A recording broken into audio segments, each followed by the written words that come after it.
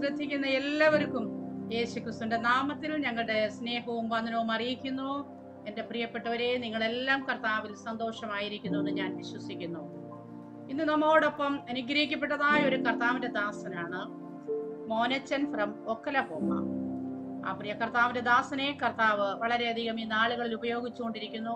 എൻ്റെ അറിവ് ശരിയാണെങ്കിൽ ആഴ്ചയിൽ ഒരു 15 മണിക്കൂറോളം ഈ മീഡിയയിലൂടെ കർത്താവിന്റെ വേല ചെയ്യുന്ന ഒരു അനുഗ്രഹിക്കപ്പെട്ട ദൈവദാസനാണ് ഇന്ന് നമ്മോടൊപ്പം ആയിരിക്കുന്നത്.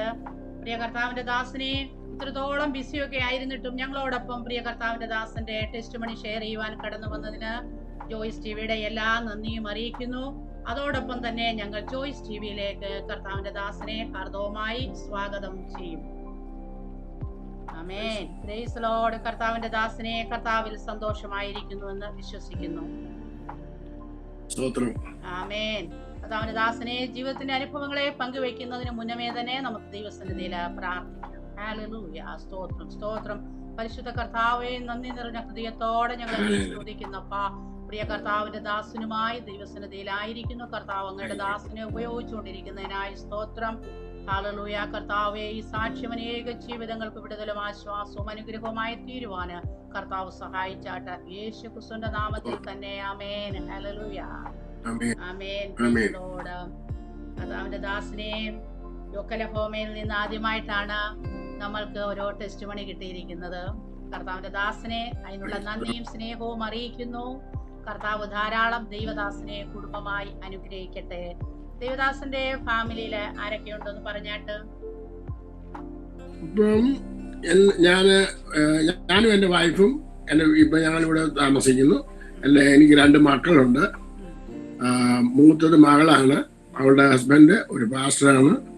അവർക്ക് ഇവിടെ നോർമൻ എന്ന് പറഞ്ഞ സ്ഥലത്ത്, ഒക്ലഹോമ നോർമൻ എന്ന് പറഞ്ഞ സ്ഥലത്ത് ഒരു ഇംഗ്ലീഷ് ചർച്ചിലെ പാസ്റ്ററാണ് അദ്ദേഹം. പാസ്റ്റർ ജെയ്സൺ ജോൺ എന്ന് പറയും. പിന്നെ എൻ്റെ മകൻ സാംസൺ വർഗീസ്, അവനും കുടുംബമായിട്ട് ഇവിടെ അടുത്ത് തന്നെയാണ് രണ്ടുപേരും താമസിക്കുന്നത്. മകൾക്ക് ഒരു മോളും ഒരു മോനും ഉണ്ട്. എൻ്റെ മകന് 3 മക്കളാണ്. 2 ആണും ഒരു പെൺകുഞ്ഞും. എൻ്റെ മൂത്ത കൊച്ചുമകൾക്ക് 10 വയസ്സും ഇളയ കൊച്ചുമകൾക്ക് 1 വയസ്സുമാണുള്ളത്. മോന് ഇവിടെ എഡ്മണ്ട് എന്ന് പറയുന്ന സ്ഥലത്ത് വേറൊരു ഇംഗ്ലീഷ് ചർച്ചിലെ പാസ്റ്ററായിട്ടിരിക്കുന്നു. അങ്ങനെ 2 പേരും അങ്ങനെ ദൈവവേലയിലായിരിക്കുന്നു.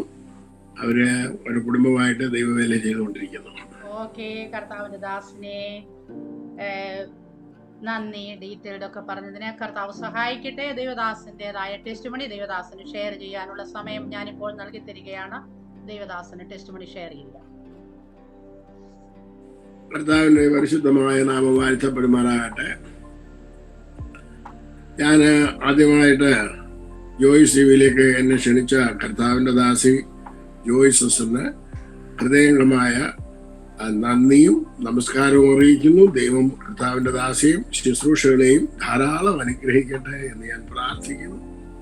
കർത്താവിന്റെ ദാസിയുടെ ശുശ്രൂഷയില് ഞാൻ ആദ്യമായി കേട്ടത് സുരേന്ദ്രൻ എന്ന് പറയുന്ന ദൈവദാസന്റെ സാക്ഷ്യം കേട്ടിട്ടാണ് ആദ്യമായി കേട്ടത്. അതിനുശേഷം പലരുടെയും സാക്ഷ്യം കേട്ടു. ആ സുരേന്ദ്രന്റെ സാക്ഷ്യം കേട്ടപ്പോൾ ഞാൻ ചെയ്യുന്നത് പോലുള്ള ശുശ്രൂഷ, ഞാൻ പഠിപ്പിക്കുന്നത് പോലുള്ള ശുശ്രൂഷ ചെയ്യുന്നു എന്ന് മനസ്സിലാക്കിയപ്പോഴാണ് ഞാൻ അദ്ദേഹത്തെ വിളിക്കാൻ ഇടയായി തീർന്നു. അങ്ങനെയാണ് നമ്മൾ തമ്മിൽ ഒരു കോണ്ടാക്ട് ഉണ്ടായത്.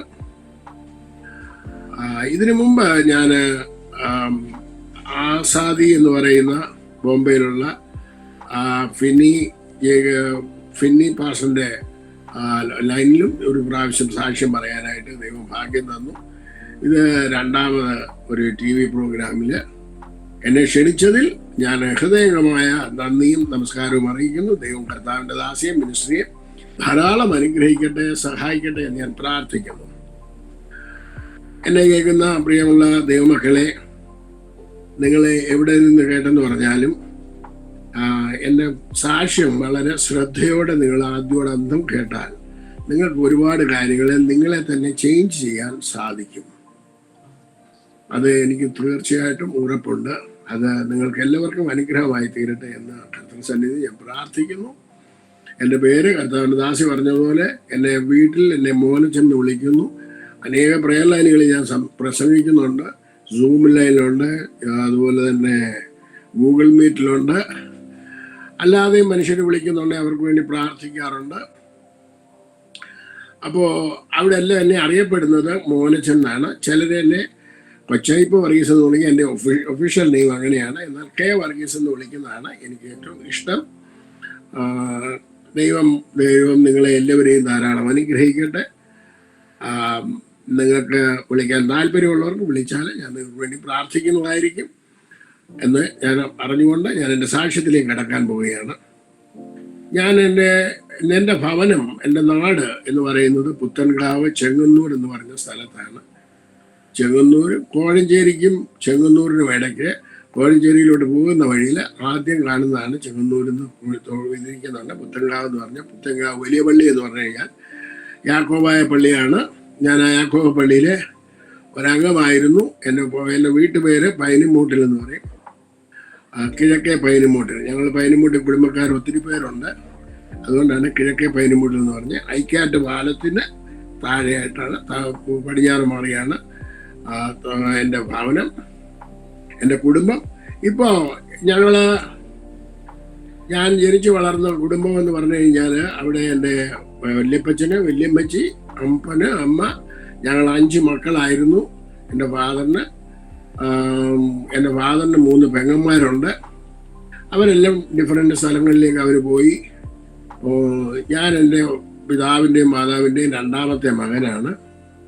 ജനിച്ചു വളർന്നു. എൻ്റെ വല്യമ്മച്ചിയും വല്യപ്പച്ചനും പ്രാർത്ഥിക്കുന്ന ഒരു കുടുംബത്തിലാണ് ജനിച്ചു വളർന്നത്. അതുകൊണ്ട് അത് മാത്രമല്ല, എൻ്റെ കുടുംബത്തിലെ വേറൊരു പ്രത്യേകത, എൻ്റെ ഭവനത്തിലെ എൻ്റെ മാതാവും പിതാവും എൻ്റെ വല്യപ്പച്ചനും വല്യമ്മച്ചിയും എല്ലാം ക്ഷമിക്കുന്നവരുടെ കൂട്ടത്തിലായിരുന്നു. ഒത്തിരി ക്ഷമിക്കും. അത് കാരണം എനിക്കും ക്ഷമിക്കാനുള്ള ഒരു കൃപ ദൈവം തന്നിട്ടുണ്ട്.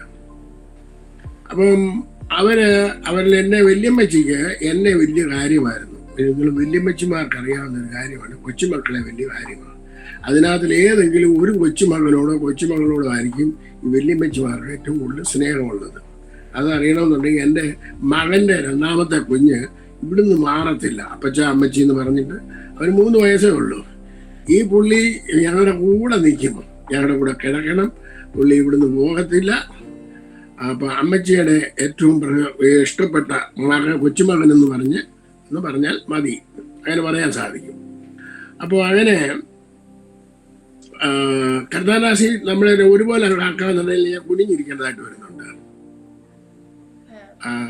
എന്നെ ഫുൾ സ്ക്രീനിലാക്കിയാൽ അല്ലെന്നുണ്ടെങ്കിൽ ഇങ്ങനെ കുനിയേണ്ടതായിട്ട് വരുന്നുണ്ട്. എനിക്ക് മുഖത്ത് നോക്കി പറയാൻ പറ്റുന്നില്ല. ഇത് കറക്റ്റ് ആയിട്ടാണ്. ദൈവദാസനെ ഇതിപ്പം കറക്റ്റ് ആയിട്ടായിരിക്കുന്നത്. ദൈവദാസനെ അങ്ങ് സംസാരിച്ചാൽ മതി. അപ്പൊ ഓക്കെ താങ്ക് യു. അപ്പോൾ ഞാൻ പറയാൻ കാരണം, എൻ്റെ വല്യമ്മച്ചി എന്നെ പിന്നെ ഇവൻ്റെ പ്രാർത്ഥനയ്ക്കെല്ലാം പോകും. എല്ലാ പ്രാർത്ഥനകൾക്കും എല്ലാ നൊയമ്പുകളും ഞങ്ങൾ ഈ യാക്കോബക്കാരായതുകൊണ്ട് 5-6 നൊയമ്പുണ്ട്. 25 നൊയമ്പ്, 50 നൊയമ്പ്, 8 നൊയമ്പ്, 3 നൊയമ്പ്, 15 നൊയമ്പ്, ഇങ്ങനെ പല നൊയമ്പുകളുണ്ട്. എല്ലാ നൊയമ്പുകളും നോക്കും. അമ്മച്ചി ആണെന്നുണ്ടെങ്കിൽ നല്ല കൂട്ടാനൊക്കെ ഉണ്ടാകും. അമ്മച്ചിയുടെ ഏറ്റവും പ്രിയപ്പെട്ട ഒന്നാണ് വെണ്ടയ്ക്ക റോസ്റ്റ് ചെയ്തത്. അത് ഞാൻ ഒരിക്കലും മറക്കത്തില്ല. എൻ്റെ ചെറുപ്രായത്തിൽ അമ്മച്ചിയുടെ കൂടെ നടന്നതുകൊണ്ട് എനിക്കത് വലിയ ഇഷ്ടമായിരുന്നു. പിന്നെ ഞാൻ ഒരുപാട് ഇറച്ചിയും മീനും ഒക്കെ തിന്നും. എനിക്ക് ഒത്തിരി ഇഷ്ടമുള്ള ഒരു കാര്യമായിരുന്നു. ഞാൻ ആഹാരപ്രിയനുമായിരുന്നു ഇപ്പോഴും അന്നും. അങ്ങനെ എൻ്റെ വല്യപ്പച്ചൻ എപ്പോഴും അപ്പച്ചൻ്റെ കൂടി ഇരുന്ന് ആഹാരം മേശപ്പുറത്ത് നിന്ന് കഴിക്കുന്നുണ്ട്. അപ്പച്ചൻ ഇടയ്ക്കിടയ്ക്ക് ഓരോ കഷ്ണങ്ങളൊക്കെ എനിക്ക് എടുത്തു തരും. അന്നേരം അമ്മച്ചിയോട് പറയടി, നമുക്ക് ഇവനെ ഇവിടെ പോറ്റാൻ പറ്റത്തില്ല, ഇവനെ വല്ല ഹോട്ടലിലും കൊണ്ടാക്കണം. അപ്പച്ചൻ്റെ ഒരു അനുഗ്രഹമായിരുന്നു അത്. നിങ്ങൾ മുന്നോട്ട് വരുന്നുണ്ടെ എന്താണ് ഞാൻ പറഞ്ഞതെന്ന് മനസ്സിലാകും. അതുപോലെ തന്നെ എനിക്കൊരു 6-7 വയസ്സുള്ള സമയത്തൊക്കെ ഞാൻ അമ്മച്ചിയുടെ കൂടെ നൊയമ്പിൻ്റെ സമയത്ത്, പ്രത്യേകിച്ച് ആറാട്ടുപുഴ എന്ന് പറഞ്ഞ സ്ഥലത്ത് ഒരു ചർച്ചുണ്ട്. അവിടെ 8 നൊയമ്പിന് എല്ലാ ദിവസവും 8 ദിവസവും പോവും. നേരം സ്കൂളിൽ പഠിച്ചുകൊണ്ടിരിക്കുകയാണ്, 2-ലും 3-ലും ഒക്കെ പഠിച്ചുകൊണ്ടിരിക്കുന്നതാണ്. സ്കൂളിൽ പോവുകയും ചർച്ചിൽ പോവുകയും അവിടുത്തെ എല്ലാ കുർബാനയിലും കൈക്കൊണ്ട് വരുന്നത്. അപ്പോൾ കുർബാന കൈക്കൊള്ളുക എന്ന് പറഞ്ഞു കഴിഞ്ഞാൽ പെന്തക്കോസ്തുകാർക്ക് എത്ര പേർക്ക് മനസ്സിലാവുമെന്ന് എനിക്കറിയത്തില്ല. അവിടെ വെള്ളം പോലും കുടിക്കാതാണ് പോകേണ്ടത്, ഉമ്മനീര് പോലും ഇറക്കാതെ രാവിലെ.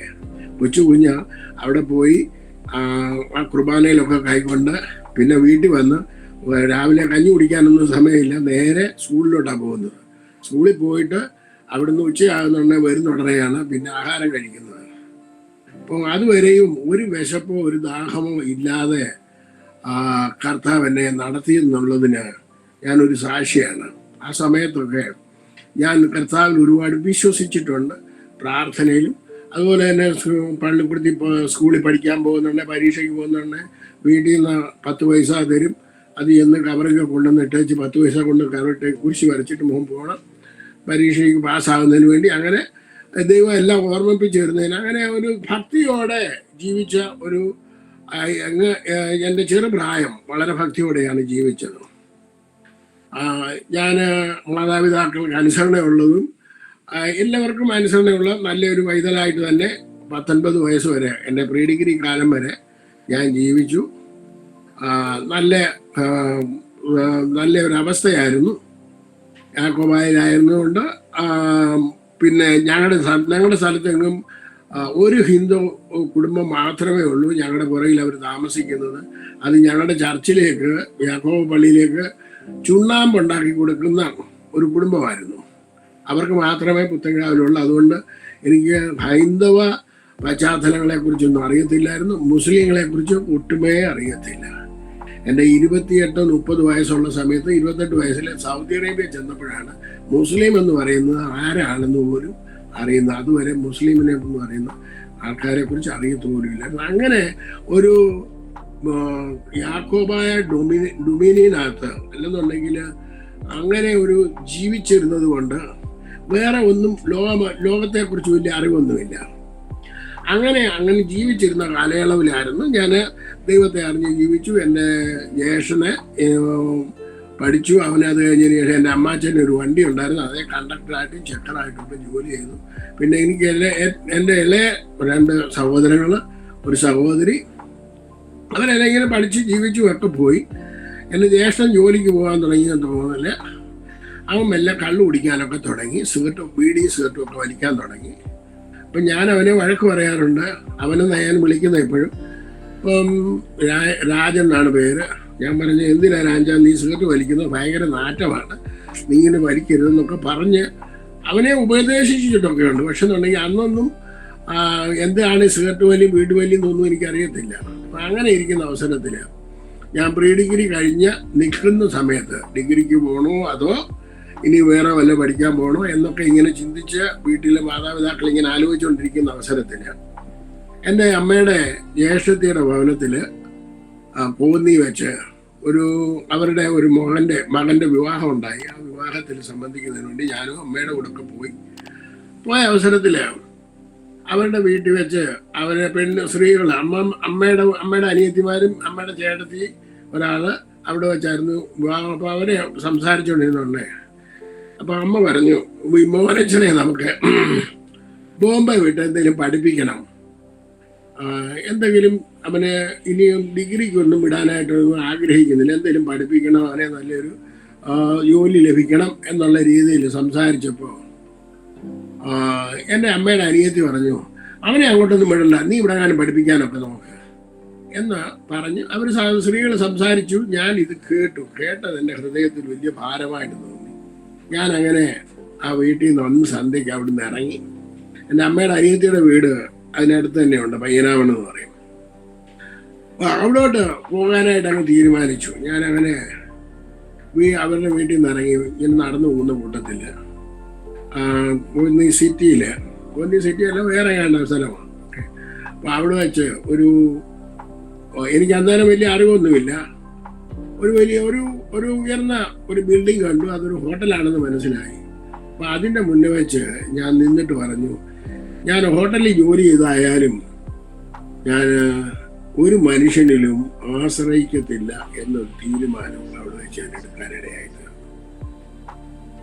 അപ്പോൾ അത് കഴിഞ്ഞതിന് ശേഷം ഞാൻ അമ്മയുടെ അനിയത്തിയുടെ ചെന്ന് കാര്യങ്ങളൊക്കെ പറഞ്ഞു. അങ്ങനെയൊക്കെ സമയം കഴിഞ്ഞു പോയി. അതിനു മുമ്പ് എൻ്റെ ചെറുപ്രായത്തിൽ എൻ്റെ വല്യമ്മച്ചിയുടെ കൂടെ നടന്ന സമയത്ത് നമ്മുടെ നാട്ടിൽ പറയുമല്ലോ, പിള്ളേരെ അമ്മച്ചിയുടെ വാലെ കെട്ടി നടക്കുക എന്ന് പറഞ്ഞു കഴിഞ്ഞാൽ അമ്മച്ചിക്ക് ചട്ടയും മുണ്ടും വെച്ചമുറിയൊക്കെ കൊടുക്കുന്നുണ്ടെങ്കിൽ അതിനൊരു വലിയ സ്പെഷ്യൽ വാലൊക്കെ ഇല്ല. അപ്പം അങ്ങനെ വാലെ പിടിച്ച് നടക്കുന്നവനെന്നുള്ള ഒരു പേരും എനിക്കുണ്ട്. അപ്പം അമ്മച്ചിയുടെ വാലെ പിടിച്ച് നടക്കുക. അപ്പം അങ്ങനെ ആയിരിക്കുന്ന അവസരത്തിൽ അമ്മച്ചി എന്നോട് പറയാറുണ്ട്, മോനെ ഞാൻ മരിക്കുമ്പം നീ വേണം എന്നെ കല്ലറ കെട്ടി അടക്കാൻ. അപ്പോൾ 6-7 വയസ്സേ ഉള്ളൂ. ഞാൻ മിക്കവാറും ശുശ്രൂഷിക്കുന്നുണ്ട്. അമ്മച്ചിയെ കുറിച്ചുള്ള സാക്ഷ്യവും ഈ കൂട്ടത്തിലൊക്കെ പറയാറുണ്ട്. ഇത് വളരെ ഇമ്പോർട്ടൻ്റ് ആയിട്ടുള്ള ഒരു വിഷയമായിരുന്നു. അതുകൊണ്ടാണ് ഇപ്പോൾ ഇത് വീണ്ടും പറയുന്നത്. കാരണം അമ്മച്ചി എപ്പോഴും പറയും, കാരണം അമ്മച്ചിക്ക് 5 ആങ്ങളമാർ അവിടെ വീടുകളിലെല്ലാം കല്യാണത്തിന് പോകുന്നുണ്ട്. അമ്മച്ചിയുടെ കൂടെ ഞാൻ പോകും, അമ്മച്ചിയുടെ കൂടെ ആയിരിക്കും കലവറയിലിരിക്കും. അപ്പം അമ്മച്ചി അവിടുന്ന് ഇറച്ചി മീനും ഒക്കെ തരും. എനിക്ക് വലിയ കാര്യമാണ്. ഞാനങ്ങനെ ഇരുന്നു. അപ്പം അമ്മച്ചി എപ്പോഴും പറയുന്നത്, നീ എന്നെ കല്ലറ കെട്ടി അടക്കണം. ഞാൻ പറഞ്ഞു, അമ്മച്ചി ഞാൻ ഏറ്റു, വേറെ ആരെ കൊണ്ടും ചെയ്യിപ്പിക്കത്തില്ല. അപ്പം അത് കേൾക്കുന്നത് അമ്മച്ചിക്കും ഇഷ്ടമായിരുന്നു. ഞാനത് പറയുകയും ചെയ്യും.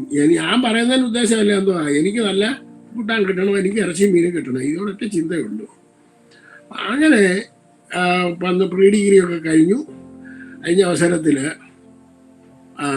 ഞാൻ ഈ ഹോട്ടലിനെ മുന്നേ വെച്ച് തീരുമാനമെടുത്തു, മനുഷ്യനിൽ ആശ്രയിക്കത്തില്ല ഇങ്ങനെ പറഞ്ഞ് ഞാൻ വീട്ടിൽ വന്നു കുറച്ച് ദിവസം കഴിഞ്ഞപ്പോൾ, 2 ആഴ്ച കഴിഞ്ഞപ്പോൾ എൻ്റെ മൂത്ത മാവിയുടെ മകള് പൊന്നമ്മ എന്ന് പറയും, മൂത്ത മകളാണ്. പുള്ളിക്കാരത്തി ബോംബെയിലുണ്ട്. ബോംബെയിൽ നിന്ന് ഒരു ലെറ്റർ എൻ്റെ ഫാദറിന് വന്നു. കുഞ്ഞപ്പി എന്നാണ് അച്ഛൻ്റെ പേര്. കുഞ്ഞപ്പിച്ച മോനച്ഛന് പ്രീ ഡിഗ്രി കഴിഞ്ഞ് നിൽക്കുകയല്ലോ, അവനെ നമുക്ക് വല്ല കേറ്ററിംഗ് കോളേജിൽ വിട്ട് കഴിഞ്ഞ് കഴിഞ്ഞാൽ നല്ലതായിരിക്കും. ലോകത്തിൽ എവിടെ വേണേലും പോയി ജോലി ചെയ്യാൻ സാധിക്കും, നല്ല ശമ്പളമൊക്കെ കിട്ടും. അച്ഛൻ അതിനു വേണ്ടി ശ്രമിക്കുന്നുണ്ടോ എന്ന് ചോദിച്ചു. അപ്പം ആ അവസരത്തിൽ കേറ്ററിംഗ് കോളേജ് എന്ന് പറഞ്ഞു കഴിഞ്ഞാൽ എന്താണെന്ന് പോലും അറിഞ്ഞുകൂടാത്ത ഒരു കാലയളവ്. ഇന്ന് പരക്കെ എല്ലാവർക്കും അറിയാവുന്ന ഒരു സംഭവമാണ്. ആ കാലയളവിൽ ഈ കേരളത്തിലൊന്നും ഇല്ല, തുടങ്ങിയിട്ട് ഒരിടത്ത് മാത്രമേ തുടങ്ങിയിട്ടുള്ളൂ. അതുകൂടെ ഞാൻ പറഞ്ഞുതരാം. അപ്പോൾ അങ്ങനെ ഇരിക്കുന്ന അവസരത്തിൽ അച്ഛന് എഴുത്ത് കിട്ടി. എനിക്കും അറിയത്തില്ല, അച്ഛനും അറിയത്തില്ല എന്തോ സംഭവം തോന്നും. കേറ്ററിംഗ് കോളേജിൽ കേട്ടു. അങ്ങനെ ആറാട്ടുപുഴ എന്ന് പറയുന്നത് ഞങ്ങളുടെ ഐക്കാട്ട് പാലത്തിന് അടുത്തതാണ്. അപ്പം അവിടെ എൻ്റെ ഫാദറിൻ്റെ ഒരു കൂട്ടുകാരന് ജോർജ് എന്ന് പറയുന്നൊരു അച്ഛനുണ്ട്. അപ്പം ഇവർ തമ്മിൽ ഫ്രണ്ട്സാണ്. അപ്പം കുഞ്ഞപ്പി, നിന്റെ രണ്ടാമത്തെ മോനും പ്രീ ഡിഗ്രി കഴിഞ്ഞ് നിൽക്കുകയില്ലയോ? ആന്ന് വെച്ചാൽ എൻ്റെ രണ്ടാമത്തെ മോനും പ്രീ ഡിഗ്രി കഴിഞ്ഞ് നിൽക്കുക. നീ എന്തോ ചെയ്യാൻ പോകുന്നത്, അവനെ എന്തോ പഠിപ്പിക്കാൻ പോകുന്നത്? അച്ഛാ എനിക്കൊന്നും അറിയത്തില്ല, എന്തായാലും പഠിപ്പിക്കണം. എടാ കുഞ്ഞപ്പി, എൻ്റെ രണ്ടാമത്തെ മോനെയും കൊണ്ട് എനിക്ക് ഒരു ആഗ്രഹമുണ്ട്. അവന് ഇവിടെ ഒരു കേറ്ററിംഗ് കോളേജ് തുടങ്ങിയിട്ടുണ്ട് കളമശ്ശേരിയിൽ, നമുക്ക് അവിടെ കൊണ്ട് നടക്കാം. അതെന്താ വായിച്ചാൽ ഈ കേറ്ററിംഗ് കോളേജ് അന്നേരം പറഞ്ഞ് ഇതുപോലെ ഹോട്ടൽ ഇൻഡസ്ട്രിയിലെ കാര്യങ്ങളൊക്കെയാണെന്ന് പറഞ്ഞു. എന്നാൽ പിന്നെ അങ്ങനെ എൻ്റെ പെങ്ങളുടെ മോളും അങ്ങനെ പറഞ്ഞിരിക്കുന്നു, നമുക്ക് അവിടെ കൊണ്ടാക്കാമെന്ന് പറഞ്ഞു. ഇവർ രണ്ടുപേരും ഞങ്ങളെ രണ്ടുപേരെയും കൂടെ കൂട്ടിക്കൊണ്ട് ഈ കേറ്ററിംഗ് കോളേജിൽ കൊണ്ടാക്കി. അദ്ദേഹത്തിൻ്റെ പേര് പൊന്നൻ എന്നാണ്. ആ പൊന്നൻ ഇപ്പോൾ ഫ്ലോറിഡയിലുണ്ട്. ഞങ്ങൾ വല്ലപ്പോഴുമൊക്കെ വിളിക്കുകയും സംസാരിക്കുകയൊക്കെ ചെയ്യാറുണ്ട്. അന്നേരം ഞങ്ങളുടെ ചെറുപ്പകാലത്തിൽ ഞങ്ങൾ പഠിച്ചതും ജോലി ചെയ്യുന്നതുമായിട്ടുള്ള കാര്യങ്ങളൊക്കെ പറയാറുമുണ്ട്.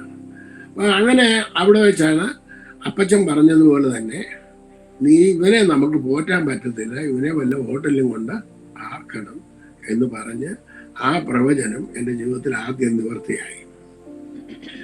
അപ്പം അങ്ങനെ അതൊരു അനുഗ്രഹമായിട്ടാണ് ഞാൻ എപ്പോഴും കാണുന്നത്. കാരണം എൻ്റെ അപ്പച്ചൻ്റെ അനുഗ്രഹം, എൻ്റെ വല്യപ്പച്ചൻ്റെ അനുഗ്രഹം അന്ന് മുതൽ എൻ്റെ മേൽ ഉണ്ട് എന്നുള്ളത് എനിക്ക് നല്ലതുപോലെ പിടികിട്ടി. പക്ഷെ എന്നുണ്ടെങ്കിൽ എനിക്ക് അന്ന് ഇതിനെക്കുറിച്ചൊന്നും അറിയത്തില്ലായിരുന്നു. ദൈവഭാഗത്ത് വന്നതിന് ശേഷമാണ് എനിക്ക് ഈ അനുഗ്രഹത്തിൻ്റെ വാതിലുകളൊക്കെ എങ്ങനെയാണെന്നൊക്കെ അറിയുന്നത്. അതിന് മുമ്പ് ഇതിനെക്കുറിച്ചൊന്നും അറിയത്തൊന്നുമില്ല. അങ്ങനെ ഞാൻ അവിടെ ഹോട്ടൽ ഇൻഡസ്ട്രിയിലായി. ഞാൻ പല സ്ഥലങ്ങളിൽ ജോലി ചെയ്തു. അങ്ങനെ ബോംബെ പോയി. ബോംബെയിൽ നരിമാൻ പോയിന്റിലായിരുന്നു ഒബ്രോയ് ഷെറട്ടൺ എന്ന് അന്ന് വിളിക്കപ്പെടും, ഇപ്പോൾ ഒബ്രോയ് ടവർ എന്നാണ് വിളിക്കപ്പെടുന്നത്. അവിടെ ഞാൻ ജോലി ചെയ്തുകൊണ്ടിരിക്കുകയായിരുന്നു. പിന്നെ അതിനുശേഷം ഞാൻ മസ്കറ്റിൽ പോയിട്ടുണ്ട്, ദുബായി പോയിട്ടുണ്ട്, സൗദി അറേബ്യ പോയിട്ടുണ്ട്. ഞാനിപ്പോൾ അമേരിക്കയിലായിരിക്കുന്നത്. ഇതെൻ്റെ ജോലി സംബന്ധിച്ച് 4ാമത്തെ രാജ്യമാണ്. അന്ന് അമ്മാമ്മ പറഞ്ഞതുപോലെ എനിക്ക് അനേക രാജ്യങ്ങളിൽ പോയി നല്ല രീതിയിലായിരിക്കുവാനും ഒരു ഷെഫായിട്ട് ജോലി ചെയ്യാനും ഒക്കെ എനിക്ക് ഭാഗ്യം കിട്ടിയത് അന്നെടുത്ത ഒരു തീരുമാനമുണ്ട്. ഞാൻ ഒരു മനുഷ്യനിലും ആശ്രയിക്കത്തില്ല. ഇന്ന് 71 കഴിഞ്ഞ് 72ലേക്ക് പ്രവേശിച്ചിരിക്കുകയാണ്. 72 ആകാനായിട്ട് പോകുന്നു. ഈ 72 വയസ്സ് വരെയും ഒരു മനുഷ്യനിലും ഇന്നു വരെയും ആശ്രയിക്കാതെ ദൈവം ഞങ്ങളെ വഴി നടത്തിക്കൊണ്ടിരിക്കുന്നു എന്നുള്ളത് വലിയൊരു കാര്യം തന്നെയാണ്. കാരണം അന്നെടുത്ത തീരുമാനം കർത്താവിൻ്റെ സന്നിധിയിലാണ് എന്ന് എനിക്ക് ഓർമ്മയുണ്ട്. ആ ഹോട്ടലിൻ്റെ മുന്നിലാണെന്നുണ്ടെങ്കിലും, ആ ഹോട്ടൽ ഉണ്ടോയെന്ന് പോലും എനിക്കറിയത്തില്ല, പക്ഷെ എന്നുണ്ടെങ്കിൽ അത് ദൈവസന്നിധാനത്തിലാണ് എന്നുള്ളത് എനിക്കൊരു ഓർമ്മയുണ്ട്. അങ്ങനെ ഞാൻ എറണാകുളത്ത് വരികയും എറണാകുളത്ത് നിന്ന് ഞങ്ങളെ കേറ്ററിംഗ് കോളേജിൽ ഞങ്ങളെ പല ഹോട്ടലുകളിൽ ഇതിന് വിട്ടും ട്രെയിനിങ്ങിന്. ആ പോകുന്ന കൂട്ടത്തിൽ എറണാകുളത്ത് കൊച്ചിൻ ടൂറിസ്റ്റ് ഹോം എന്ന് പറഞ്ഞ ഹോട്ടലിൽ ഞാനിങ്ങനെ 2-3-4 മാസത്തേക്ക്, 5-6 മാസം 3-4 മാസത്തേക്ക് അങ്ങനെ ജോലി ചെയ്തു. അങ്ങനെ അവിടെ ചെയ്തുകൊണ്ടിരുന്ന അവസരത്തിൽ അവിടെ എൻ്റെ കൂടെയുള്ള യൗവനക്കാർ പിള്ളേരൊക്കെ ആഹാരം കഴിച്ചു കഴിഞ്ഞതിന് ശേഷം ഉച്ചയ്ക്ക് ശേഷം സിഗരറ്റൊക്കെ വലിക്കുന്നുണ്ട്. അപ്പോൾ എന്നോട് പറഞ്ഞു, മോനെ തനിക്ക് വേണോ ഒരു കൂള് വലിച്ചാൽ നല്ല കൂളായിരിക്കും. അങ്ങനെ കൂൾസ് എന്ന് പറയുന്ന ഒരു സിഗരറ്റ് ആദ്യത്തെ ഒരു ദിവസം വലിച്ചു. അന്നേരം നല്ല കൂളായിട്ട് തോന്നി. പിന്നെ ചില ദിവസം കഴിഞ്ഞ് കഴിഞ്ഞാൽ ഉച്ചക്കത്തെ കഴിഞ്ഞ് വൈകുന്നേരം ഓരോ കൂള് വലിക്കാൻ തുടങ്ങി. അങ്ങനെ ദിവസത്തിൽ 2 കൂളുകൾ വീതമായി. അങ്ങനെ ഇരിക്കുന്ന അവസരത്തിൽ അവിടെ നിന്ന് സിഗരറ്റ് വലി ആരംഭിച്ചു. ആ ഹോട്ടലിൽ ഒരു ചെറുപ്പക്കാരന് ഒരു ഭ്രാന്ത് പിടിച്ച് അവർ കിടന്ന് വായിൽ നിന്ന് നൊരയും പതയും ഒക്കെ വരുന്ന കണ്ടു. ഞാൻ അവൻ്റെ അടുക്കിലോട്ട് ചെന്നിട്ട് എന്താ പാടാ വായിൽ നിന്ന് പറഞ്ഞിട്ട് അവനെ വഴക്ക് പറഞ്ഞ് അവനെ പിടിച്ചു എഴുന്നേൽപ്പിച്ചു. അവനെ അടിക്കാനായിട്ടൊക്കെ തുടങ്ങി. അപ്പോഴത്തേക്ക് അവൻ്റെ ഭൂതവും പോയി, പിശാചും പോയി. അത് കഴിഞ്ഞ് ഒരു ദിവസം ഇവന് ടെറസിൻ്റെ മുകളിൽ കയറി, ഒത്തിരി നിലയുള്ള ഒരു ബിൽഡിങ്ങാണ്. എല്ലാവരും ഓടുന്നു, ഞാനും ഓടി. അവിടെ 2 ലിഫ്റ്റ് ഉണ്ട്. 2 ലിഫ്റ്റിൽ 4 പേര് കൂടെ കയറാൻ പറ്റത്തില്ല. പക്ഷെ എന്നുണ്ടെങ്കിൽ ഓടിയുന്ന കൂട്ടത്തിൽ ഞാൻ ഓടി. കൊച്ചു ചെറുപ്പക്കാരനല്ലേ, 10-20 വയസ്സുള്ളൂ. അപ്പം ഓടി അവിടെ ചെന്ന് കഴിഞ്ഞാൽ ഇവന് ടെറസിൻ്റെ മേളിൽ കൈവരിയെ കയറി നിന്നിട്ട് ഇപ്പം ഞാൻ ചാടി ചാവുമെന്ന് പറഞ്ഞ് നിൽക്കുന്നു. ഞാൻ എൻ്റെ ബെൽറ്റ് ഊരിക്കൊണ്ട് അങ്ങോട്ട് ചെന്നിട്ട് പറഞ്ഞു, ഇറങ്ങടാ താഴെ എന്ന് പറഞ്ഞു. അവൻ ഇറങ്ങി വന്നു. അപ്പം കുറച്ച് കാലം കഴിഞ്ഞ് കഴിഞ്ഞപ്പോഴാണ് അറിയുന്നത്, അവനോട് ചോദിച്ചു, അവനെ പറ്റി ആൾക്കാർ പറഞ്ഞു ഇവന് ഭൂതം പിടിച്ചതാണ്. അവൻ്റെ അപ്പൻ്റെ അനിയൻ്റെ മരണത്തിൽ ഹിന്ദുക്കളുടെ ആചാരപ്രകാരം കത്തിക്കുകയില്ലേ, കത്തിച്ചു കഴിഞ്ഞാൽ ചാരമെടുത്ത സമയത്ത് ഇവന് തലയോട്ടി കണ്ട ഭയന്നു. ആ ഭയപ്പാട് കിട്ടിയ അപ്പൻ്റെ പ്രേതം കയറിയതാണ് എന്നൊക്കെ പറഞ്ഞു. പക്ഷേ ഈ പ്രേതം ഞാൻ അടുത്ത് ചെല്ലുന്നുണ്ട്, ഈ പ്രേതം ഇറങ്ങി പോകുന്നുണ്ട്.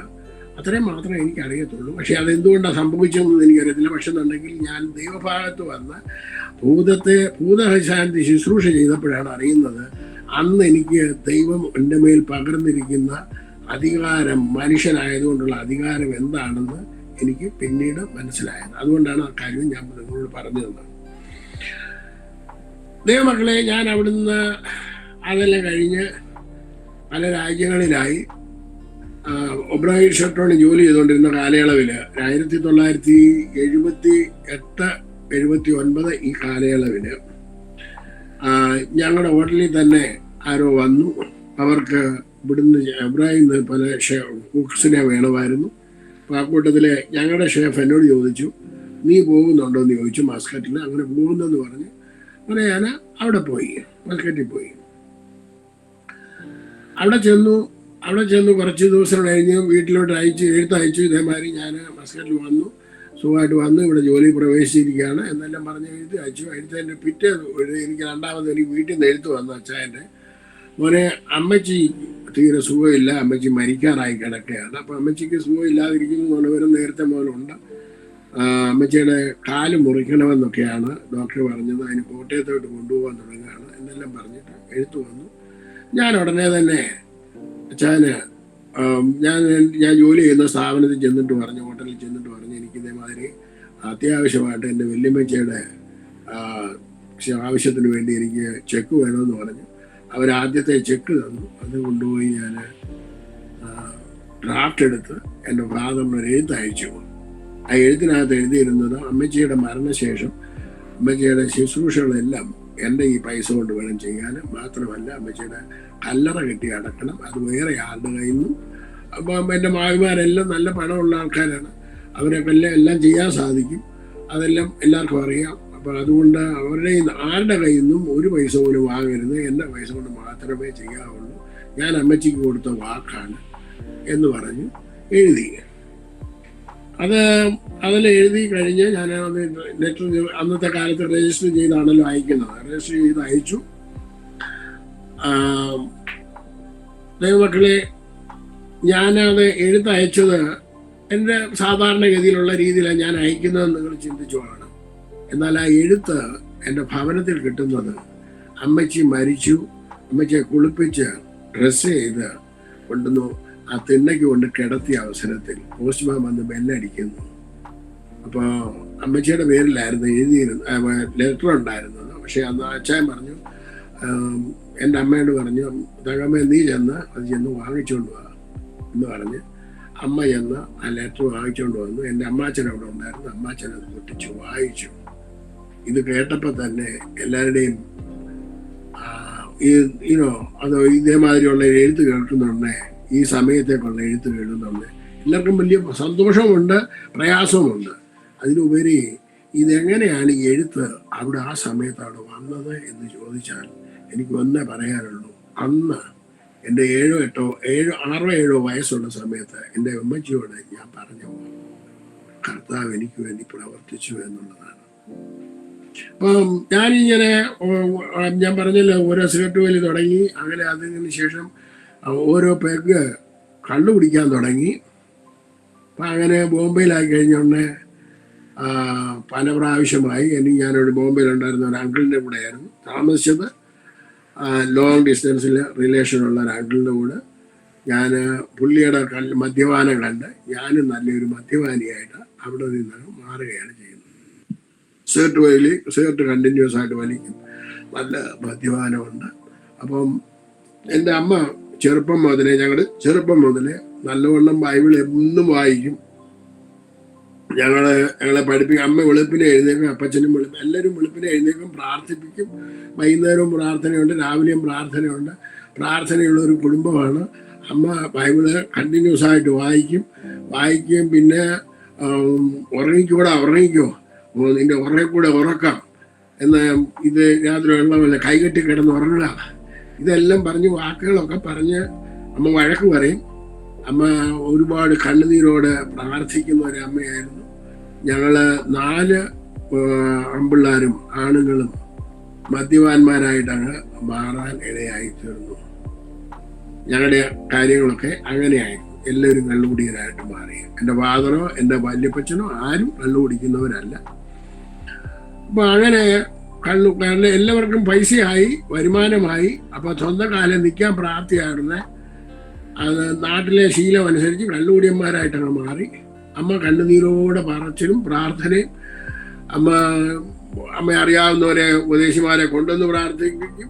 പലരും വന്ന് പ്രാർത്ഥിക്കുന്നു. അമ്മ കണ്ണുനീരോടെ പ്രാർത്ഥിക്കുന്നു. അമ്മ ജീവിതകാലം മുഴുവനും അമ്മയുടെ കണ്ണുനീർ ഒരിക്കലും തോർന്നിട്ടില്ലായിരുന്നു. അങ്ങനെ കരഞ്ഞ് അമ്മ പ്രാർത്ഥിക്കും. ഞാനങ്ങനെ മസ്കറ്റിൽ വന്നു. മസ്കറ്റിൽ നിന്ന് പിന്നെ തിരിച്ചുപോയി. അതിന് ശേഷം ഞാൻ ബോംബെയിൽ വീണ്ടും ഒബ്രോഷത്തോടെ ജോലി ചെയ്തുകൊണ്ടിരുന്ന കാലയളവിൽ എൻ്റെ ജ്യേഷ്ഠൻ വന്നു. അവന് കല്യാണം കഴിക്കുന്ന സമയമായി. അവൻ്റെ കല്യാണത്തിൻ്റെ എനിക്ക് തോന്നുന്നത് 79-90 80 അവൻ തോന്നുന്നു. അവൻ്റെ വിവാഹം കഴിഞ്ഞ സമയത്ത് ഞാനും ബോംബെയിൽ നിന്ന് എത്തി. ഞാൻ ആദ്യം മസ്കറ്റിൽ പോയിട്ട് തിരിച്ചു വന്നതിന് ശേഷം എനിക്ക് ആ ജോലിയും വലിയ താല്പര്യമില്ലായിരുന്നു. കുറച്ച് കാലത്തേക്ക് ഇഷ്ടപ്പെട്ടുള്ളൂ. അതിനുശേഷം ഞാൻ ബോംബെ വന്ന് അവിടെ തന്നെ ജോലി ചെയ്തുകൊണ്ടിരിക്കുന്ന അവസരത്തിലായിരുന്നു ജ്യേഷ്ഠൻ്റെ വിവാഹം. അപ്പം ഞാൻ വീട്ടിൽ ചെന്നിട്ട് പറഞ്ഞു, എനിക്ക് കല്യാണം കഴിക്കണം, എനിക്കും പ്രായമായി 10-26 വയസ്സ് കഴിഞ്ഞു, വിവാഹം കഴിക്കണം എന്ന് പറഞ്ഞു. അന്നേരം എൻ്റെ അമ്മയുടെ അനിയത്തി അന്ന് കഴിഞ്ഞ പ്രാവശ്യം പറഞ്ഞ അമ്മമ്മ തന്നെ പറഞ്ഞു, എടാ ഇപ്പം കല്യാണം കഴിക്കാൻ പോയാൽ ബോംബെയിലാണ് ജോലി ചെയ്തതെന്ന് പറഞ്ഞു കഴിഞ്ഞാൽ നിനക്ക് നല്ല കുടുംബത്തിൽ നിന്നും പെൺപിള്ളേരെ കിട്ടത്തില്ല. കല്യാണം കഴിക്കണമെന്നുണ്ടെങ്കിൽ നീ ഗൾഫിലെങ്ങാനും പോകണം. അപ്പം എൻ്റെ വല്യപ്പച്ചന് അമ്മച്ചിയെ മരിച്ചിട്ടുണ്ടായിരുന്നു. വല്യപ്പച്ചന് ആ സമയത്തുണ്ട്. വല്യപ്പച്ചൻ 91 മരിക്കുന്നത്. 106 വയസ്സുള്ളപ്പോഴായിട്ടാണ് മരിക്കുന്നത്. എൻ്റെ കൊച്ചുമകനെയും കണ്ടിട്ട്, എൻ്റെ മകനെയും കൂടെ കണ്ടിട്ടാണ് അപ്പച്ചൻ മരിക്കുന്നത്. എൻ്റെ മകന് 3 വയസ്സുള്ളപ്പോഴാണ് അപ്പച്ചൻ മരിക്കുന്നത്. ഞങ്ങളെല്ലാം നാട്ടിലുണ്ടായിരുന്നു. അപ്പോൾ അപ്പച്ചൻ പറഞ്ഞു, എടാ നീ കല്യാണം കഴിക്കുക എന്നുണ്ടെങ്കിൽ ഒരു കാര്യം നീ അറിഞ്ഞിരിക്കും, എൻ്റെ വല്യമ്മച്ചി അറിയത്തില്ല. എൻ്റെ വല്യമ്മച്ചി സുന്ദരിയല്ലായിരുന്നു. ഞാൻ അന്ന് സ്ത്രീധനം വാങ്ങിച്ചല്ലേ കല്യാണം കഴിച്ചത്. അന്ന് എന്നോട് ആൾക്കാർ പറഞ്ഞത്, കുഞ്ഞെ എന്തിനാണ് സ്ത്രീധനം, അവള് തന്നെ ഒരു സ്ത്രീധനമല്ലയോ എന്നാണ് പറഞ്ഞത്. നീ യാക്കോബക്കാരത്തെ വേണം കല്യാണം കഴിക്കാൻ, സുന്ദരി ആയിരിക്കണം, കുടുംബത്തിലുള്ളവളായിരിക്കണം എന്നെല്ലാം അപ്പച്ചൻ അന്ന് എന്നോട് പറഞ്ഞിട്ടുണ്ട്. അപ്പം ഈ അമ്മാമ്മ എന്നോട് ഇങ്ങനെ പറഞ്ഞപ്പം നീ ഗൾഫിൽ പോയാലേ പറ്റുള്ളൂ എന്ന് പറഞ്ഞുകൊണ്ട് ഞാൻ അമ്മാമ്മയോട് പറഞ്ഞു, അടുത്ത 3 മാസത്തിനുള്ളിൽ ഞാൻ ഗൾഫിൽ പോയിരിക്കും എന്ന് പറഞ്ഞ് ജ്യേഷ്ഠൻ്റെ വിവാഹം കഴിഞ്ഞു. പിന്നെ 2-3 ദിവസം കഴിഞ്ഞ് ഞാൻ ജയന്തി ജനത എന്ന് പറയുന്ന ട്രെയിന് നിങ്ങൾക്കെല്ലാം അറിയാമല്ലേ. അപ്പം ജയന്തി ജനതയെ കയറി നേരെ BT സ്റ്റേഷനിൽ വന്ന് ഇറങ്ങി. സ്റ്റേഷനിൽ ഇറങ്ങിയ ഉടനെ തന്നെ ആരോ എൻ്റെ അടുക്കൽ വന്നു. ഇന്ന് വരെയും എനിക്കറിയത്തില്ല ആ വ്യക്തി ആരാന്ന്. ഒരാൾ വന്നിട്ട് പറഞ്ഞു, തനിക്ക് ഗൾഫിൽ പോകണം. ഞാൻ പറഞ്ഞു പോകണം. അപ്പം ആ BT സ്റ്റേഷനിൽ നിന്ന് അടുത്ത ഞാൻ ഇപ്പം ഒരുപാട് വർഷമായതുകൊണ്ട് ഞാൻ ഓർക്കുന്നില്ല ഏജന്റിന്റെ പേരോ. അവിടെ ചെന്ന് കഴിഞ്ഞാൽ ഏജന്റിന്റെ ആളെ പോയി കണ്ടു കഴിഞ്ഞ് കഴിഞ്ഞാൽ അവർക്ക് ഷേഫിനെ ആവശ്യമുണ്ട്, നിനക്ക് പോകണമെന്നുണ്ടെങ്കിൽ അവിടെ ചെല്ലാൻ പറഞ്ഞു. ഞാൻ ഉടനെ തന്നെ എൻ്റെ ബാഗ് എടുത്തുകൊണ്ട് അവിടെ ചെന്നുകൊണ്ട് പറഞ്ഞു, നിന്നെ പോലെ 2 പേരെ കൂടെ വേണം, കൊണ്ടുവരാമെന്ന് ചോദിച്ചു. ഞാൻ ഉടനെ തന്നെ ടാക്സി എടുത്ത് ഓപ്പറേഷനോട് ചെന്ന് എനിക്ക് പകരം ജോലി ചെയ്യുന്ന ഒരു അബ്ദുൾ അസീസും ഉണ്ട്. അവിടെ നിന്ന് വേറൊരാളെ കൂടെ, ഒരു ഗോംസ് എന്ന് പറഞ്ഞ ഒരു ബംഗാളിയുണ്ട്. ഇവരെ കൂടെ പിടിച്ച് ഞങ്ങൾ 2-3 പേരെയും ടാക്സിയെ കയറി ഇവരടുക്ക് വന്നു. 3 മാസത്തിനുള്ളിൽ തന്നെ ഞങ്ങൾ സൗദി അറേബ്യയിൽ അങ്ങനെ ചെന്നു. അങ്ങനെ സൗദി അറേബ്യ ജോലി ചെയ്തുകൊണ്ടിരുന്ന അവസരത്തിൽ അത് നിങ്ങൾ എപ്പോഴും ഓർത്ത് പറയണം, ഞാൻ അന്ന് സൗദി അറേബ്യയിലൊന്നും കള്ളൊന്നും കിട്ടത്തൊന്നുമില്ല. പക്ഷെ എന്നുണ്ടെങ്കിൽ അവിടെ ഒരു മിലിറ്ററി ഹോസ്പിറ്റലാണ് ഞാൻ ജോലി ചെയ്യുന്നത്.